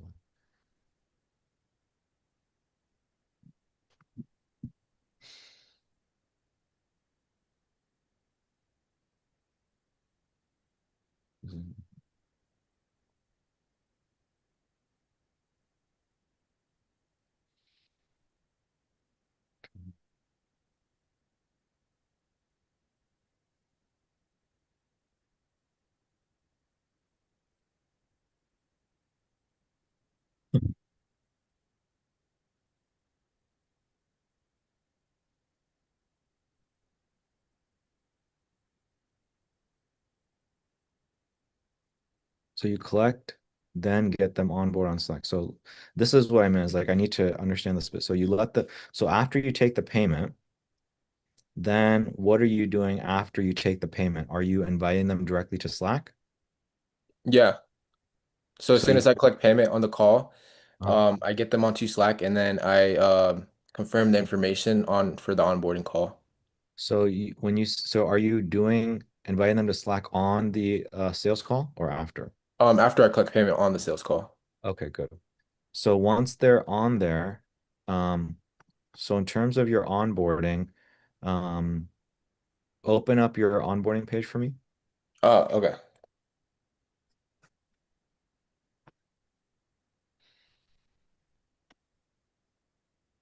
So after you get them inside of Slack, are you getting access to their ad account stuff, or are you doing that after the onboarding? Wait, say that again? So after you do, so on the sales call, you collect money, and then you get them inside of Slack, and then when are you getting access to like their ad account, all that stuff? So as soon as I click payment and then I get them onboarded to Slack, then I basically send over directions of like what content I need them to digest so that they know how to handle the leads. And as soon as they finish watching that, there's like a step where they on how they can give me access to their ad account. And then pretty much that's like the steps that I'm Yep. taking. Okay, so I need to see that. You can still pull up the onboarding page, but then I do need to see that. Okay.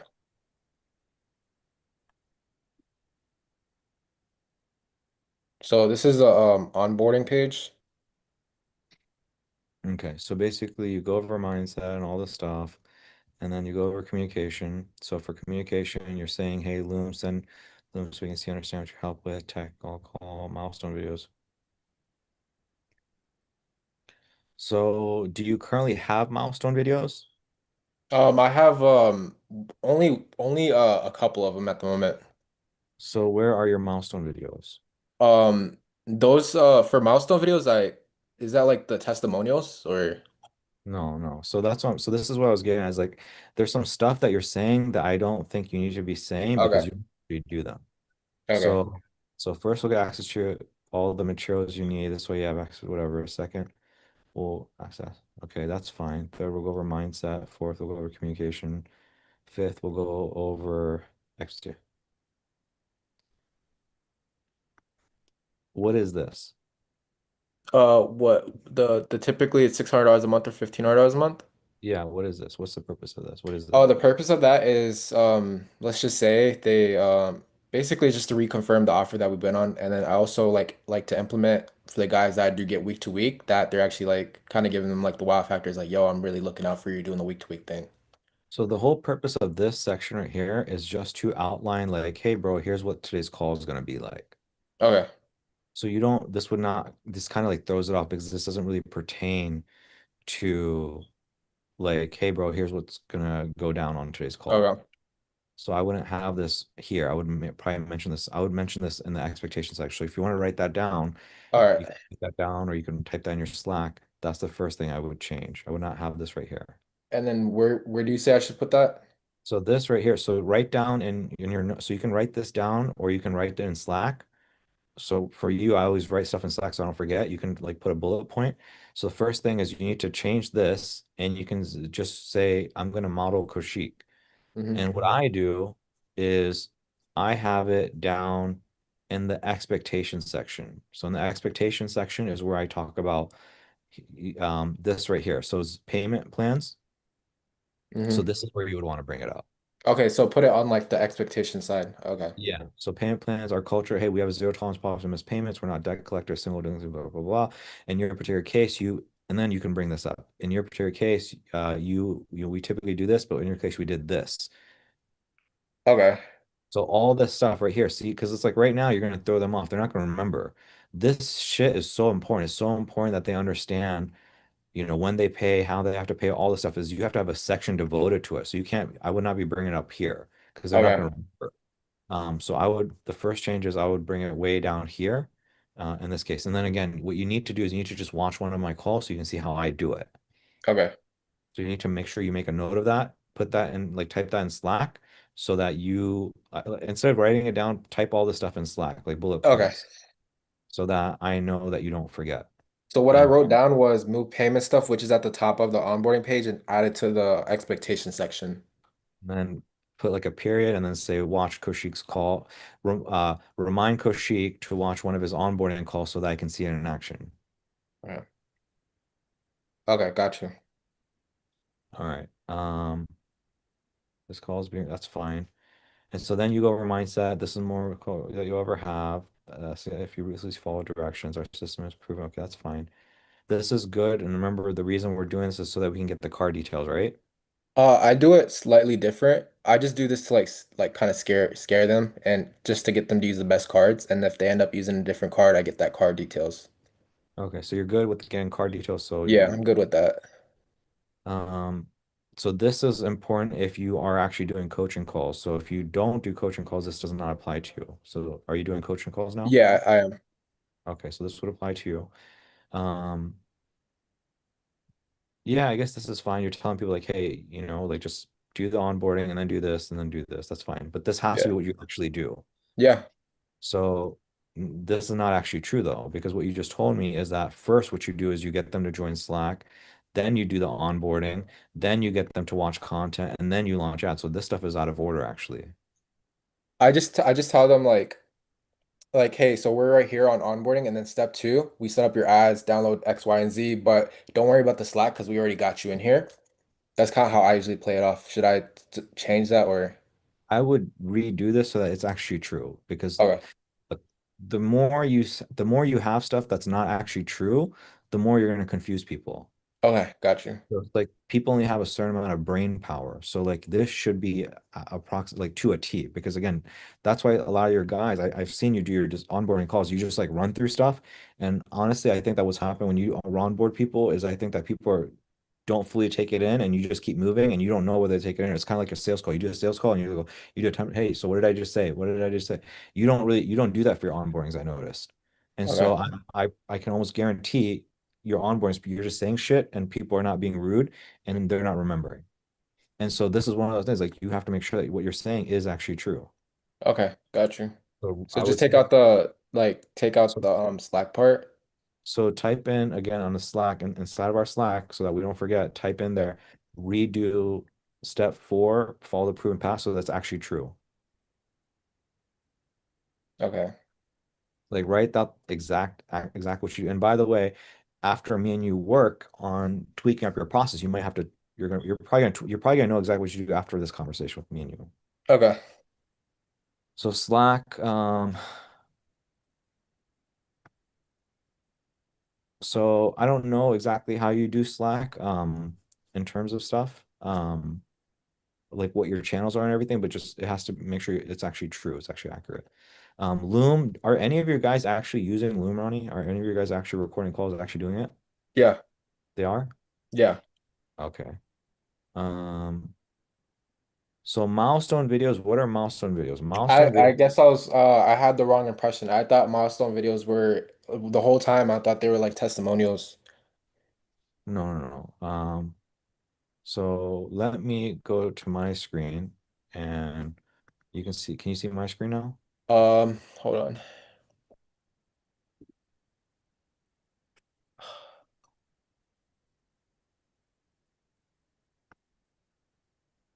Oh yeah. Okay, so I'm inside of your Slack right now. I'm inside pins. And then if I come to your onboarding page, and this has been a while for you, but these are the milestone videos. So watch this after being onboarded. So this is literally what Shirel watched after I onboard him, which these are the things I think this is what you need to do, which is like it tells Shirel, hello, and what, hey bro, here's what you can expect from this specific video. And then I'm telling, hey, make sure you watch and do, watch and do. And then the first thing I do is I basically tell him step one, understand what the next 3 months are going to look like for you. Step two, go download this Excel. Step two, download the Excel template, go inside of Slack and then put your template in here so I can pin it. Do this now before moving on to the next step. And then step three, join these Facebook groups. Step four, set up your notifications. for our coaching calls, right? So I literally tell them, I tell Shirel, I told you, again, it's been probably a few months for you that so you don't remember, but I told you, hey, set up your notifications so that you're have a something on your calendar Monday, Wednesday, Friday. So you need your guys to know this. Like right now, like how do you expect them to show up to the coaching calls if every single person doesn't know, hey, I got a coaching call with Ronnie at Tuesday at 6 p.m. You're gonna be messaging every single person privately. They need to watch this video and then be like, oh, yeah, I got a coaching call with Ronnie at 4 p.m. 6 p.m. on Tuesday, and then I got to touch base with him on Thursday and Friday, and I got to set up in my phone so that I never forget to reach out to Ronnie. This is imperative. Okay. Um, and then I tell them like, yo, what course material they need to watch in order to get their ads live. Um, So I'm just like, so step five, what is this? Prepare to introduce yourself. Write down a note to answer these questions. Tell us a bit about yourself. Tell us about why you joined, what your goals are, and then what is one question you have for all the members. So remember when Shiro hopped in, he introduced himself. He said, why he joined, what his goals are, and then one question for everybody. I didn't have to remind him because he already knew. He watched this video. He came into this call knowing that this is what he had to go over. Okay. That's, you understand? Yeah, it So makes sense. like I don't have to explain all this stuff. I don't have to go back and forth. And then step six is launch your ad. So I told him watch these videos in order to launch your ad. So right now Shiro is going through the course. I don't have to tell him what videos he needs to watch because this video told him what videos to watch. Yeah. So right now your guys are probably confused, like, oh, what do I need to watch? What do I need to do? They're maybe a little bit confused. So it's Yeah. because of the video that they don't need to do that. And that's what we call a milestone video. So he watched this video, which is everything that he needed to do in order to get his ads launched. Now, as soon as his ads are live, he's gonna tell me like, yo, Kushik, my ads are live. So I'm gonna tell him like, yo, bro, go watch this. And then this video will tell him, I feel like that one wouldn't apply to me though, because like I'm setting up their ads, right? I know. What I'm trying to do is what I'm trying to get you to understand is that the whole purpose of this is that so that you're not going back and forth talking to Yeah, people. okay, I got you. Okay, that makes sense. So he watches this, that gets him prepared for launching his ads. After his ads go live, he's like, bro, my ads are live. So I'm gonna tell him watch this. This is gonna prepare him for everything he needs to watch in Oh, okay, I get it. I sales get call. it. So Okay. it's like I know this is so we the reason we call it a milestone is imagine again basically your first walking, your first saying data, so daddy, mommy, and then walking, and then after that I don't know what the next milestone is. The next like I'm not a father like Shiro laughing right now, but imagine again this is like this is like the first milestone in the business is like onboarding, and then after that is like what do they need to get their ads launched, and then after that they have to prepare for their sales call. So it's like each of these are like milestones that they're hitting, big milestones. And what I do is I have videos for them to watch so that I can get them over to the next milestone without constantly explaining stuff over and over again. Okay, got you. So That- this, I feel like this is actually insane because now I don't have to like go back and forth where they're having confusions. Now they just send me updates on like the milestones. exactly. This is what I was trying It to get makes across. it super easy, bro. Like literally, I just follow what he told me to do, and Okay, he knew where I was at because of me sending him stuff. He's like, okay, now I know what he's doing right now, and it just makes everything like super easy on my end. Okay. got you, got you. So what you need, Ronnie, is if I stop sharing now and if I go back to your screen God. and go back to your onboarding page for me. Oh, yeah. All right. So basically what you need is you need to come down here at the bottom and I would recommend having milestones set up yourself. So all at the bottom. So you see where it says important links? So Uh, you, so link to your recording of your call. This way they can come back here and watch the recording of the onboarding call if they ever give you any bullshit or say, oh, you didn't go like, no, motherfucker, I went over everything with you here. okay, got you, got you. And then below that should be, your next, I don't know what your next milestone is. I'm going to try to figure that with you. So what are your key milestones? This way you don't have to constantly be explaining things to people. Hmm. Make sense? Yeah, Okay, so basically you've gone over the proven path, you've gone over communication. So now we fixed the milestones. So we will dot so this is not that, right? So this doesn't yeah, pertain to, right? So again, make a note to yourself or put in Slack like what does Koshik say for his milestone? Like whatever text I have there, you want to replace yours with mine. yeah, Excel, each page has so do you have Excel for your guys or no? yeah. Do they use it or no? I've had a couple of people use them so far. Like I just onboarded a ton of people, so I'll see what happens. Because without the Excel, I mean, it's up to you, but like Without the Excel, you don't really know what somebody's cost per discovery. You know what their cost per lead is because you're running the damn ads, but you Yeah. don't know what somebody's cost per discovery calls. You don't know what somebody's cost per like with you. I know the other day you showed me your numbers. You're like, hey, I spent this amount on ads. Here's how much I've collected. I wouldn't know that if you didn't fill up your Excel. Like I'm not about to fill up your Excel for you. You're not about to fill up your Excel for all 20 of your clients. Yeah. So So how would I go about that? that's where you have the milestone video. Yeah. In my milestone video, I tell people, yo, I need you to download Excel. I need you to upload these, update these things. Every time we have our coaching call on Tuesday, everything I'm saying to you is very important. So make sure you pay attention to what I'm saying right Yeah. now. I'm So, noting this. so what, in your, again, you, it might be good for you to watch. So another thing you want to write down is watch Coach Sheik's first milestone video.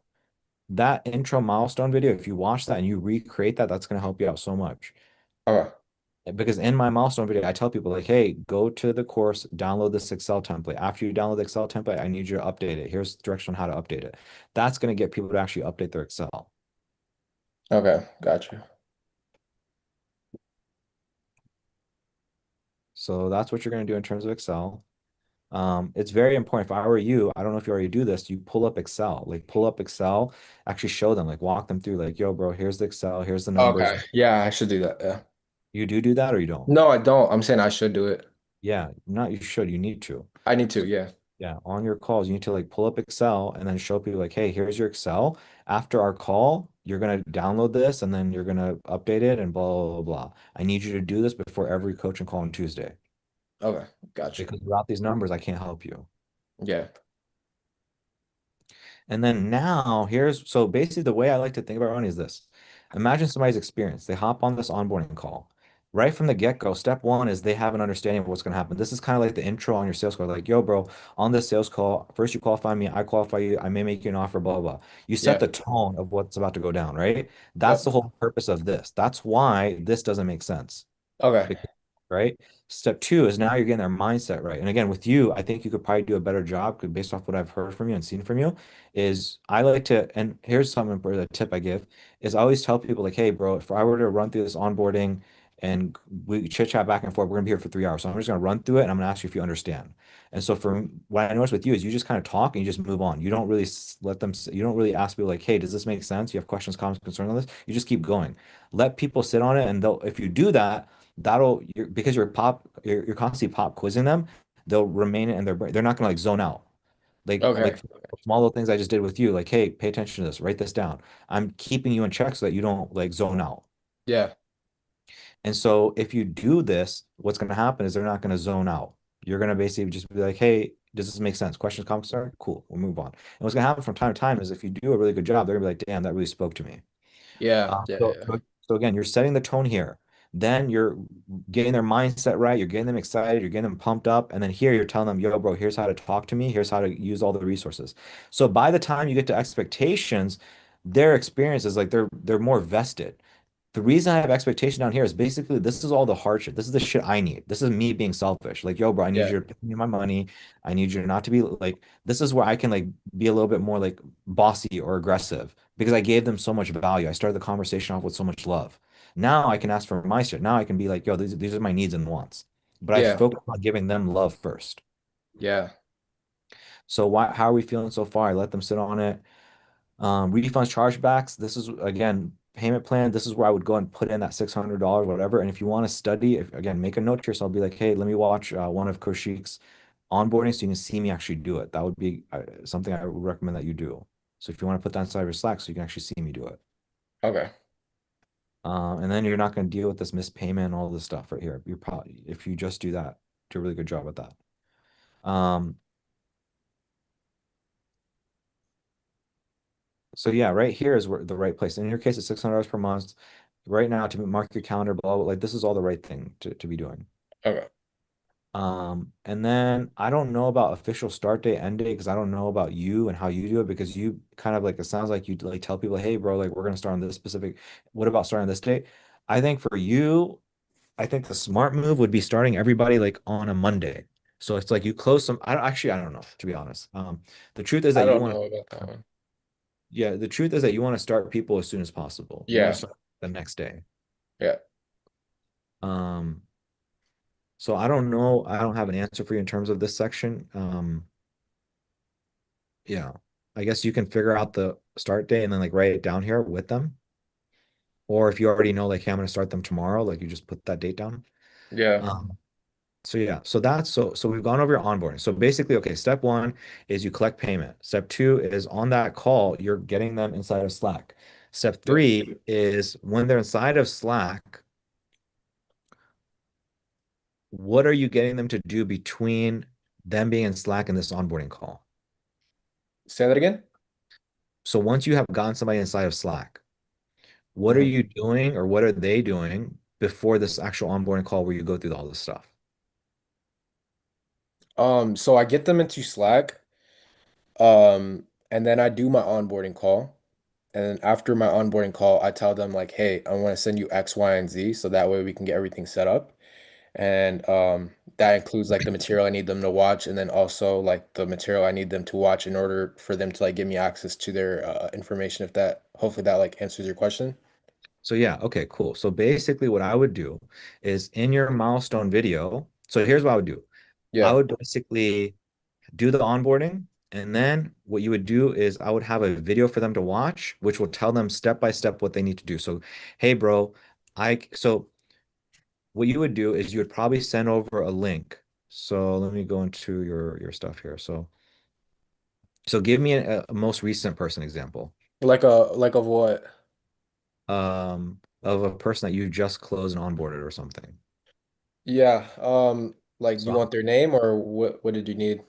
yeah, so because I'm in your Slack right now, so I can see what you're Oh, doing. okay. The last person that I onboarded, let me see myself. That would be Lakshman. So Lakshman and Ronnie. So let me go ahead and start the conversation. So all right, cool. So you got Lakshman in, Yeah. and then step one is this video is where I'll guide you through how to get access to everything set up, your ads, automations, everything. Um, so so this message that you sent him, did you send this before or after you onboarded him? This was after our onboarding call. All right. So basically, here's what I would recommend. So you get Lakshman in here. Yep. Then step two is you then where is your onboarding page? The onboarding page, I did not send that to him. So basically, what I would do is, um, mm, so I'm just going to use your, so okay, cool. So try to imagine this experience, okay?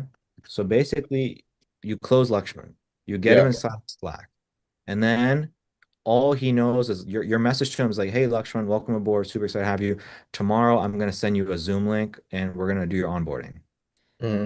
Okay. And then, so that would be like this message here. That would be like this message. So you sent this message, you send this message next, and then the next one would be like a link to a Zoom call.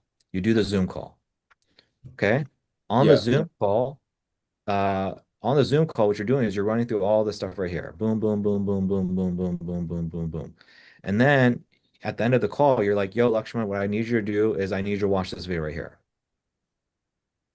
That video is gonna, I'm sorry, you're tell him watch this video. Hey, Lakshman, watch this video. That's it. And then you end the call. This video should walk him through everything he needs to do in order to get set up. Okay. So that will probably replace like basically Philip like Milestone. that'll replace like this video that you're sending right now. Uh, which video? So the milestone video right here, My this screen is like my Zoom thing is messed up. Like I can only see my screen. I cannot see you right now. oh, okay. Yeah. So I'm not sharing. Um, so can you If I minimize it, I can see you, but if I'm like full screen, I won't be able to see you. okay. Can you not minimize your screen so you can see my screen or Yes, yes, I could do that. Yeah. I can see you now. Yeah. okay. So basically, imagine so you get Lakshman in. Hmm. Step one. Step one, you say, "Hey, welcome aboard." Then your next message to him is like, "Yo, bro, I'm gonna send you a link to a Zoom call tomorrow for onboarding." Step three, the next message is like the link to a Zoom call. So he hops on a Zoom call. On the Zoom call, you basically are running through all this, right? This whole experience, right? You're like, "Yo, bro, mindset, blah blah blah blah." Then at the end of the call, he's like, "Yo, what do I do next?" Then you're like, "Yo, bro, Lakshman, I want you to watch this video." Hmm. That video is going to walk him through downloading Excel, through getting access to the ad account, all that shit, so that you don't need to send this video right here. Which video? This video. So you're sending a specific video right here. Hey, this is the second step of the onboarding process. With that being said, Oh, yeah, that video. Okay, okay. all right. Yeah, it's like just create one long video here. And that video will tell them, yo, step one, download Excel. Step two, do this. Step three, give me your access to your ad account. Step four. This way you don't have to go back. Like he'll just watch that one video and he'll be good. And you'll have Okay. everything that you need. Okay, got you, got you. And then maybe your next video that you have him watch is like, I don't know, like, hey man, watch this video. This will give you all the training. This will, I don't know, like this will give you all the, so, okay, actually, I'll give you advice, but so step two, election, please watch the video below. So you can watch your XP login video after you've done. We'll know what you need. So who's so step two, watch this course. Yes, it's like it's just like all over the place. There's just so much shit going on that he's Yeah. confused. So it's like instead of step one, two, three, four, five, just create one video, like my video. Again, study this. So do you know where to go to study this video? Do you know what I'm saying right now? It's under the it's It's in in my your Slack chat. It's the and pins. if It's you the go to pins, I your believe. you go to your pins and you go to your onboarding page, you come down here, you'll be like, oh, I see what Coach Sheik did. You just create your own version of that. Okay. So, okay, so basically you have your guys that so he basically watches this, you have access to his ad stuff. Then what is this video? Hey, thanks for doing well. It's a really quick one. In this video, I'm just going to walk you through a series of videos that we need you to watch in order to get caught up to speed. So yeah, so basically I'm guessing somebody that is like doing weddings. Yes. So you need to have a separate one of these videos for weddings versus for portrait photography. They need to be completely separate. Okay. And for people that do weddings, you're going to do the wedding onboarding video. For people that do portraits, you're going to do a separate video. Okay. Okay. Yeah. So, course portal. Yeah. And so, yeah, I feel like what you need to do, what I would have in my video is after being onboarded, watch this. In my video, I would probably have them watch. I probably have say step by the first step would probably be like, yo, go here and then download Excel because you need that. Step two is click here and do this in order to give me access to your Facebook. Step three is cool. Now that you've done that, start watching this material. You're gonna go here. This is your login. This is your password. This is the URL. And I want you to watch this. Like you need to replace my video. Right now, you're just using my video. Create your own damn video. Be like, yo, Yeah. I want to go inside the program and watch this.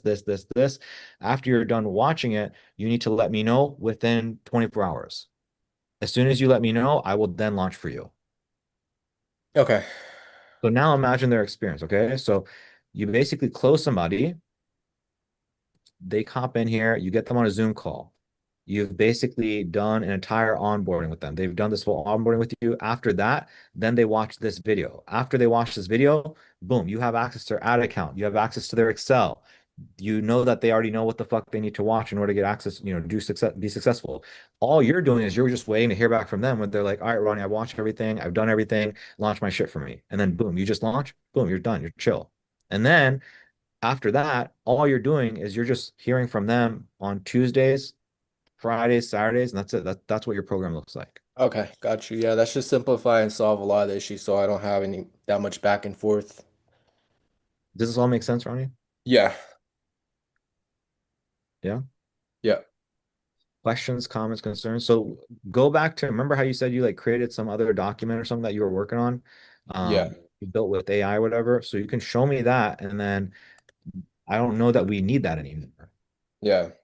Do you understand? This is what I was saying is I don't know that we need that if you just like fix this process. This is what I built out. Are you sharing your screen or are you dropping a link to it? Oh, I'll drop a link to it. Yeah. I was sharing, but I'll just drop a link.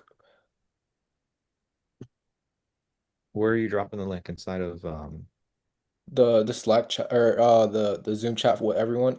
Should I do that Uh, or that's fine. uh, wait,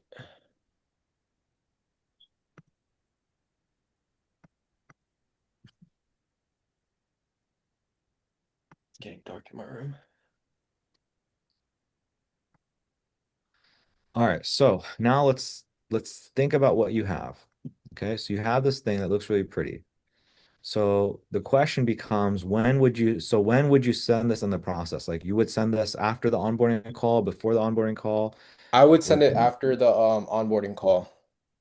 okay, so after the onboarding call, it's like watch this as a walkthrough. So it's like, is this stuff necessary or are Yeah, they because some of the guys that I do onboard, they don't have a Facebook page or a business Facebook page, or they don't have like a professional account where they can like represent themselves as like X, Y, and Z. so one thing that you could do is you could take this link right Yeah, here, and then what you could do is somewhere on this in this page right here, yeah. what you could do is you could have a section, like let's just say you have a section right here, and you have like the course and you have links. So this is the link to the course, this is the username, this is the password. And then you could have like this other resource here, which is like literally that page. Then in your video, in your Loom video, you can tell people like, hey, bro, download Excel, do this, do this. Also, if you do not currently have access to, um, a Facebook, whatever, I want you to come here and click here and then follow the directions here. Are you understanding or no? Nah.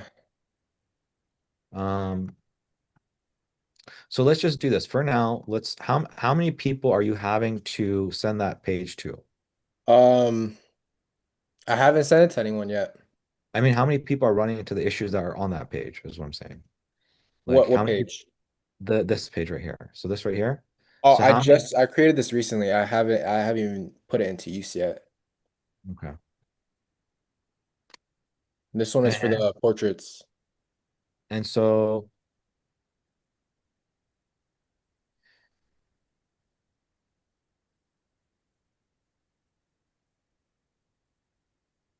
I mean, I do like this.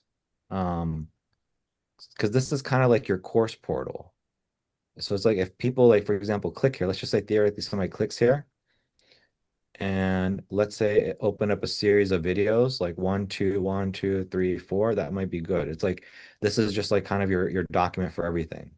And so in your milestone videos, so you have a milestone videos, and in your milestone video, you would say, hey, navigate to this page. And what I want you to do is I want you to click here and watch this video. I want you to click here and watch this video. I want you to click here and watch this video. I want you to click here and download this Excel. I want you to click here and then Oh, okay. so it's like you have everything on this page, right? So let's Yeah, imagine you and then have I just all, basically on the milestones I show them how to navigate it. there you go. That's literally what I do. So this whole Okay. thing right here, this brown thing of yours, this for me is this. So in my milestone videos, I tell people like, yo, come into section 3A and then watch this. So for me, in my milestone videos, one of the first things I say is like, yo, come into welcome. And then what I want you to do is I want you to come in here. I want you to click here to download the Excel. Once you download it, I want you to copy and paste and then put that in here and then pin it. So it's like I have everything in one place. And I just like keep coming back to different sections. So it's like you can have your one page with everything on there. And then in your milestone videos, each milestone video is going to look a little bit different. The first one just tells them, yo, download this, use this. And again, all the resources are just here. All right, I get it. I get it. No, that's clicking for me now. Clicking. Yeah. So this way, again, it's just try to keep things as clean as possible. The milestone videos are all people. It's like if people watch the milestone videos, and if you do a really good job on the milestone video, you make it very clear, concise, very simple. All you need is a fucking mile. All you need is, in my opinion, all you need is you need this page right here. You need a few really good milestone videos, and you need this, and that's it. You shouldn't need anything else. Milestone videos. That's it. The website, this onboarding page, and milestone videos. Yeah, that's it. If you Cool. and again, so you can take like right now, for example, you're getting people to watch like course videos. Can you take those course videos and put them in here? I don't know. Or do you need, I don't know, right? I think I said enough. I could be complicate it, but I think you understand enough where you can think through it and build it Yeah, out. yeah, I got it. Okay, does this help? Yeah, a lot.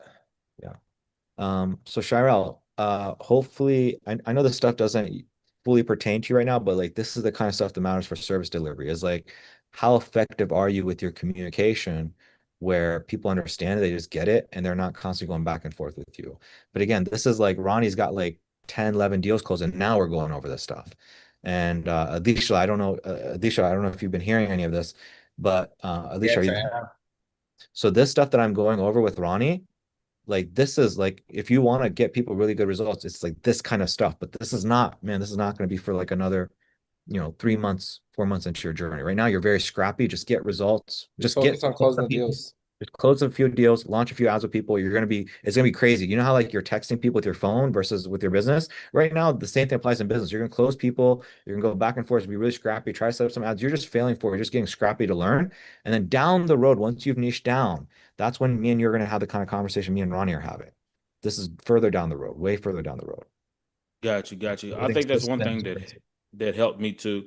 That I liked was that everything was just so organized. Like every path was like, okay, we doing this, and it was like that's one thing that I actually bragged on was that it was so easy to follow. You know what I'm saying? And my how organized it is, basically.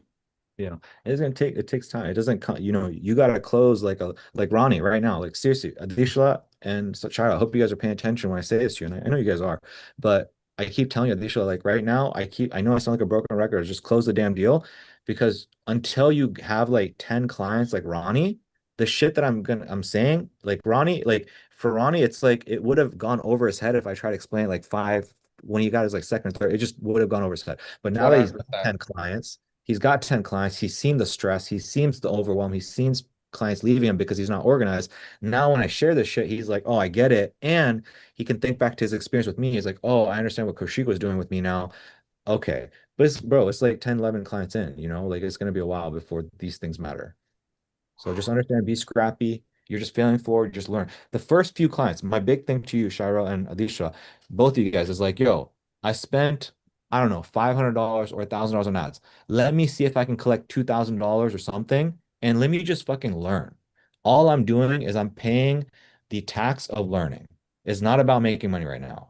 When it's when you get to Ronnie's level, you got 10 clients in one niche. That's when we're going to start building these kinds of stuff. And Ronnie right now, he's in a place where once we build these systems out, now he's going to be able to take on 20, 30, 40 clients without pulling his hair out. But right now, if he tries to take on 10 more clients, he's going to pull his fucking hair out. And Right. that's when, again, you get so many clients and then you can increase your price. You can increase your price because you're in so much demand. That's when you start charging more. But it's baby steps. Gotcha. Yeah, it all makes sense. And I think, like you said, getting my feet wet to figure out, okay, how to do these, and then what niche do I want to dim me down to, and all of that. So, Yeah, yeah. Step one, just learn your tech skills and get things launched. Step two, do the sales stuff, close some deals. That's where Alicia is at, and that's where you're going to be at in a week's time. Step three, just get scrappy with it. Have fun with the first few clients, Alicia and you, Charlotte. It's not about getting rich. It's not about like getting people made. It's just like get scrappy with it. See what it's like working with people. Just get scrappy with it. It's gonna be sloppy. It's gonna be messy for about a month, 2 months. You're just learning. It's fine. It's like going to set and you got a smudge on your lens. Like, okay, new mistake. I'm never gonna do that again. Or you forget your SD card at home or some shit. That's the first 2 months. Then the next step is you figure out the niche. Then after that, you close like 10 deals. You still don't really know how to get your client amazing results. Then you get Sharani's level where now we're going to work on building systems and stuff. Then after that, now you're going to start charging more. It's step by step. got you. And when you say like learning how to close, you know what I'm saying? If it ain't something you can do, you'll refund it back. Is there a way to you script that too as well? Or Yeah. Yeah, I'll tell you okay, right now. It's really simple, bro. It's really simple. All you do is if you say that, hey, bro, like after you close the deal and you come to me and say, hey, I don't know if I want to do this crochet, and I tell you like, yeah, I don't know if it's a good fit. Then all it's real simple, bro. You just hit them up, be like, hey, Jonathan, we're getting a little bit packed right now. Unfortunately, I'm not going to be able to shoot your video for a little while. It might be actually a few months. I personally wouldn't feel right about holding on to your money until then. So what I've actually done is I've actually just sent you a refund already. That being said, please get in touch with me here and within 2, 3 months if I don't reach out to you first. And that's it. And they're not going to reach out to you. They're going to forget in 3 months. But that way you've done the ethical thing. You're not keeping somebody's money without helping them. You give them it back. They don't feel weird about it. Everything's chill. Yeah, good question. Alicia, you have anything? Riviera, Ronnie? I feel like I did want to give some words of wisdom. Like Sure. I definitely agree with whatever Coach Sheik is saying. Like I've closed a couple of deals in that niche funnel with the six figures and then I refunded most of them back. Um yeah, don't worry about it. They really will forget. They don't care as much as we think, right?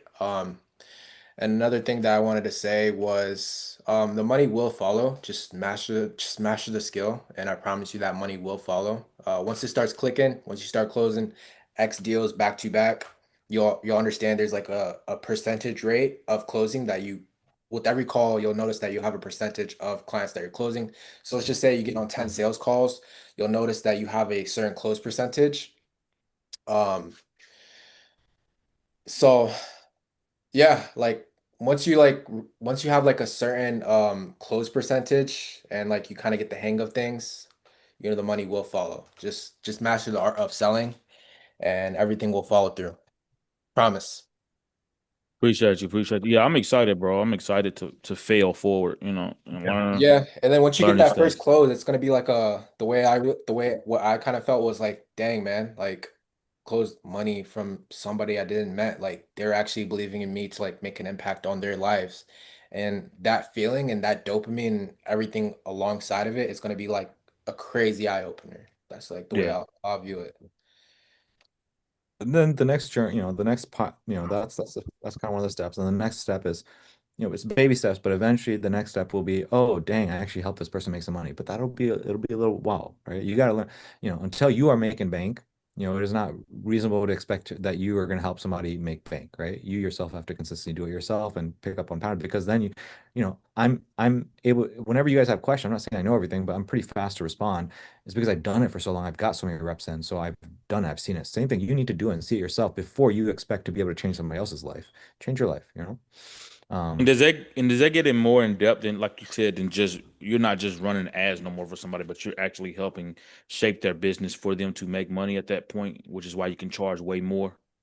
there's more to it. It's not as simple as like charging more because of that. There's so many levels. There's so much things to it. Hmm. Just uh, I always feel short when I say this, but it's like you just have to get there before my message makes sense to you. Like Got you. if I say it to you right now, it's not going to fully click. You have to experience. You have to Got kind you. of hit that level for me to be able to talk to you, and you'd be like, oh, I'm getting it right now. Mm. But there's multiple factors. Part of it is like your ability to sell. Part of it is your marketing. Part of it is, yeah, you're really good at making people money because you figured out the back end. Part of it is, are you, position yourself as a coach as opposed to an agency? Do you have the authority? There's multiple facets that are going to result in you being able to charge a certain amount. Yeah, and it depends also on the niche, right? So, but yeah, this is a good call. I think there's a lot here for everybody. Ronnie, do you have anything else? Nah, excited for everyone here, and I'm excited to build this stuff out and work on the things that you kind of gave me the homework to knock out. Um, I do have my ads off. I believe I already told you. So I'm just gonna like go all in and focus on knocking these things out, and then the part I'm really excited about is creating the new ads because I see so many different ads. I see people like show their face and like it motivates me. So like now I kind of will be that person to kind of like experience that. Like because I feel like while I've like always been like creating art and like creating content, I've kind of like never really put my face out there. So I'm starting to finally I finally started doing that like since 2026. Yeah. So I'm So that'd be excited for it.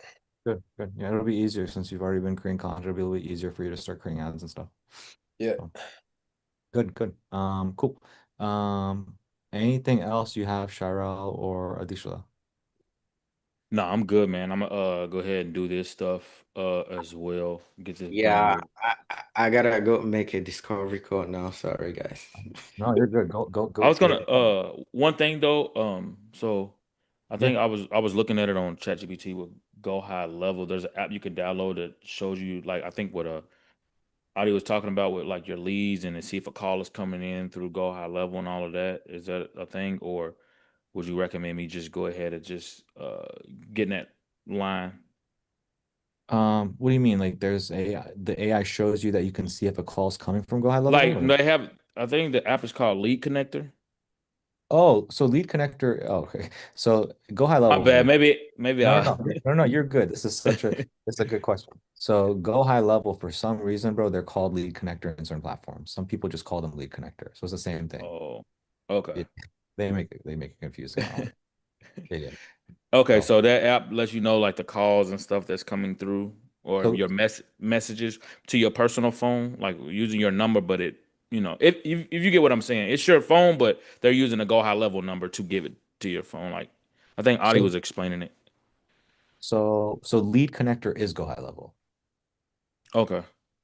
Does that make sense or is that confusing? Yeah, no, it makes sense. I just didn't know like so What they might be talking about, they might be so that chat GPT prompt or whatever that you're in, they might be explaining a feature within go high level.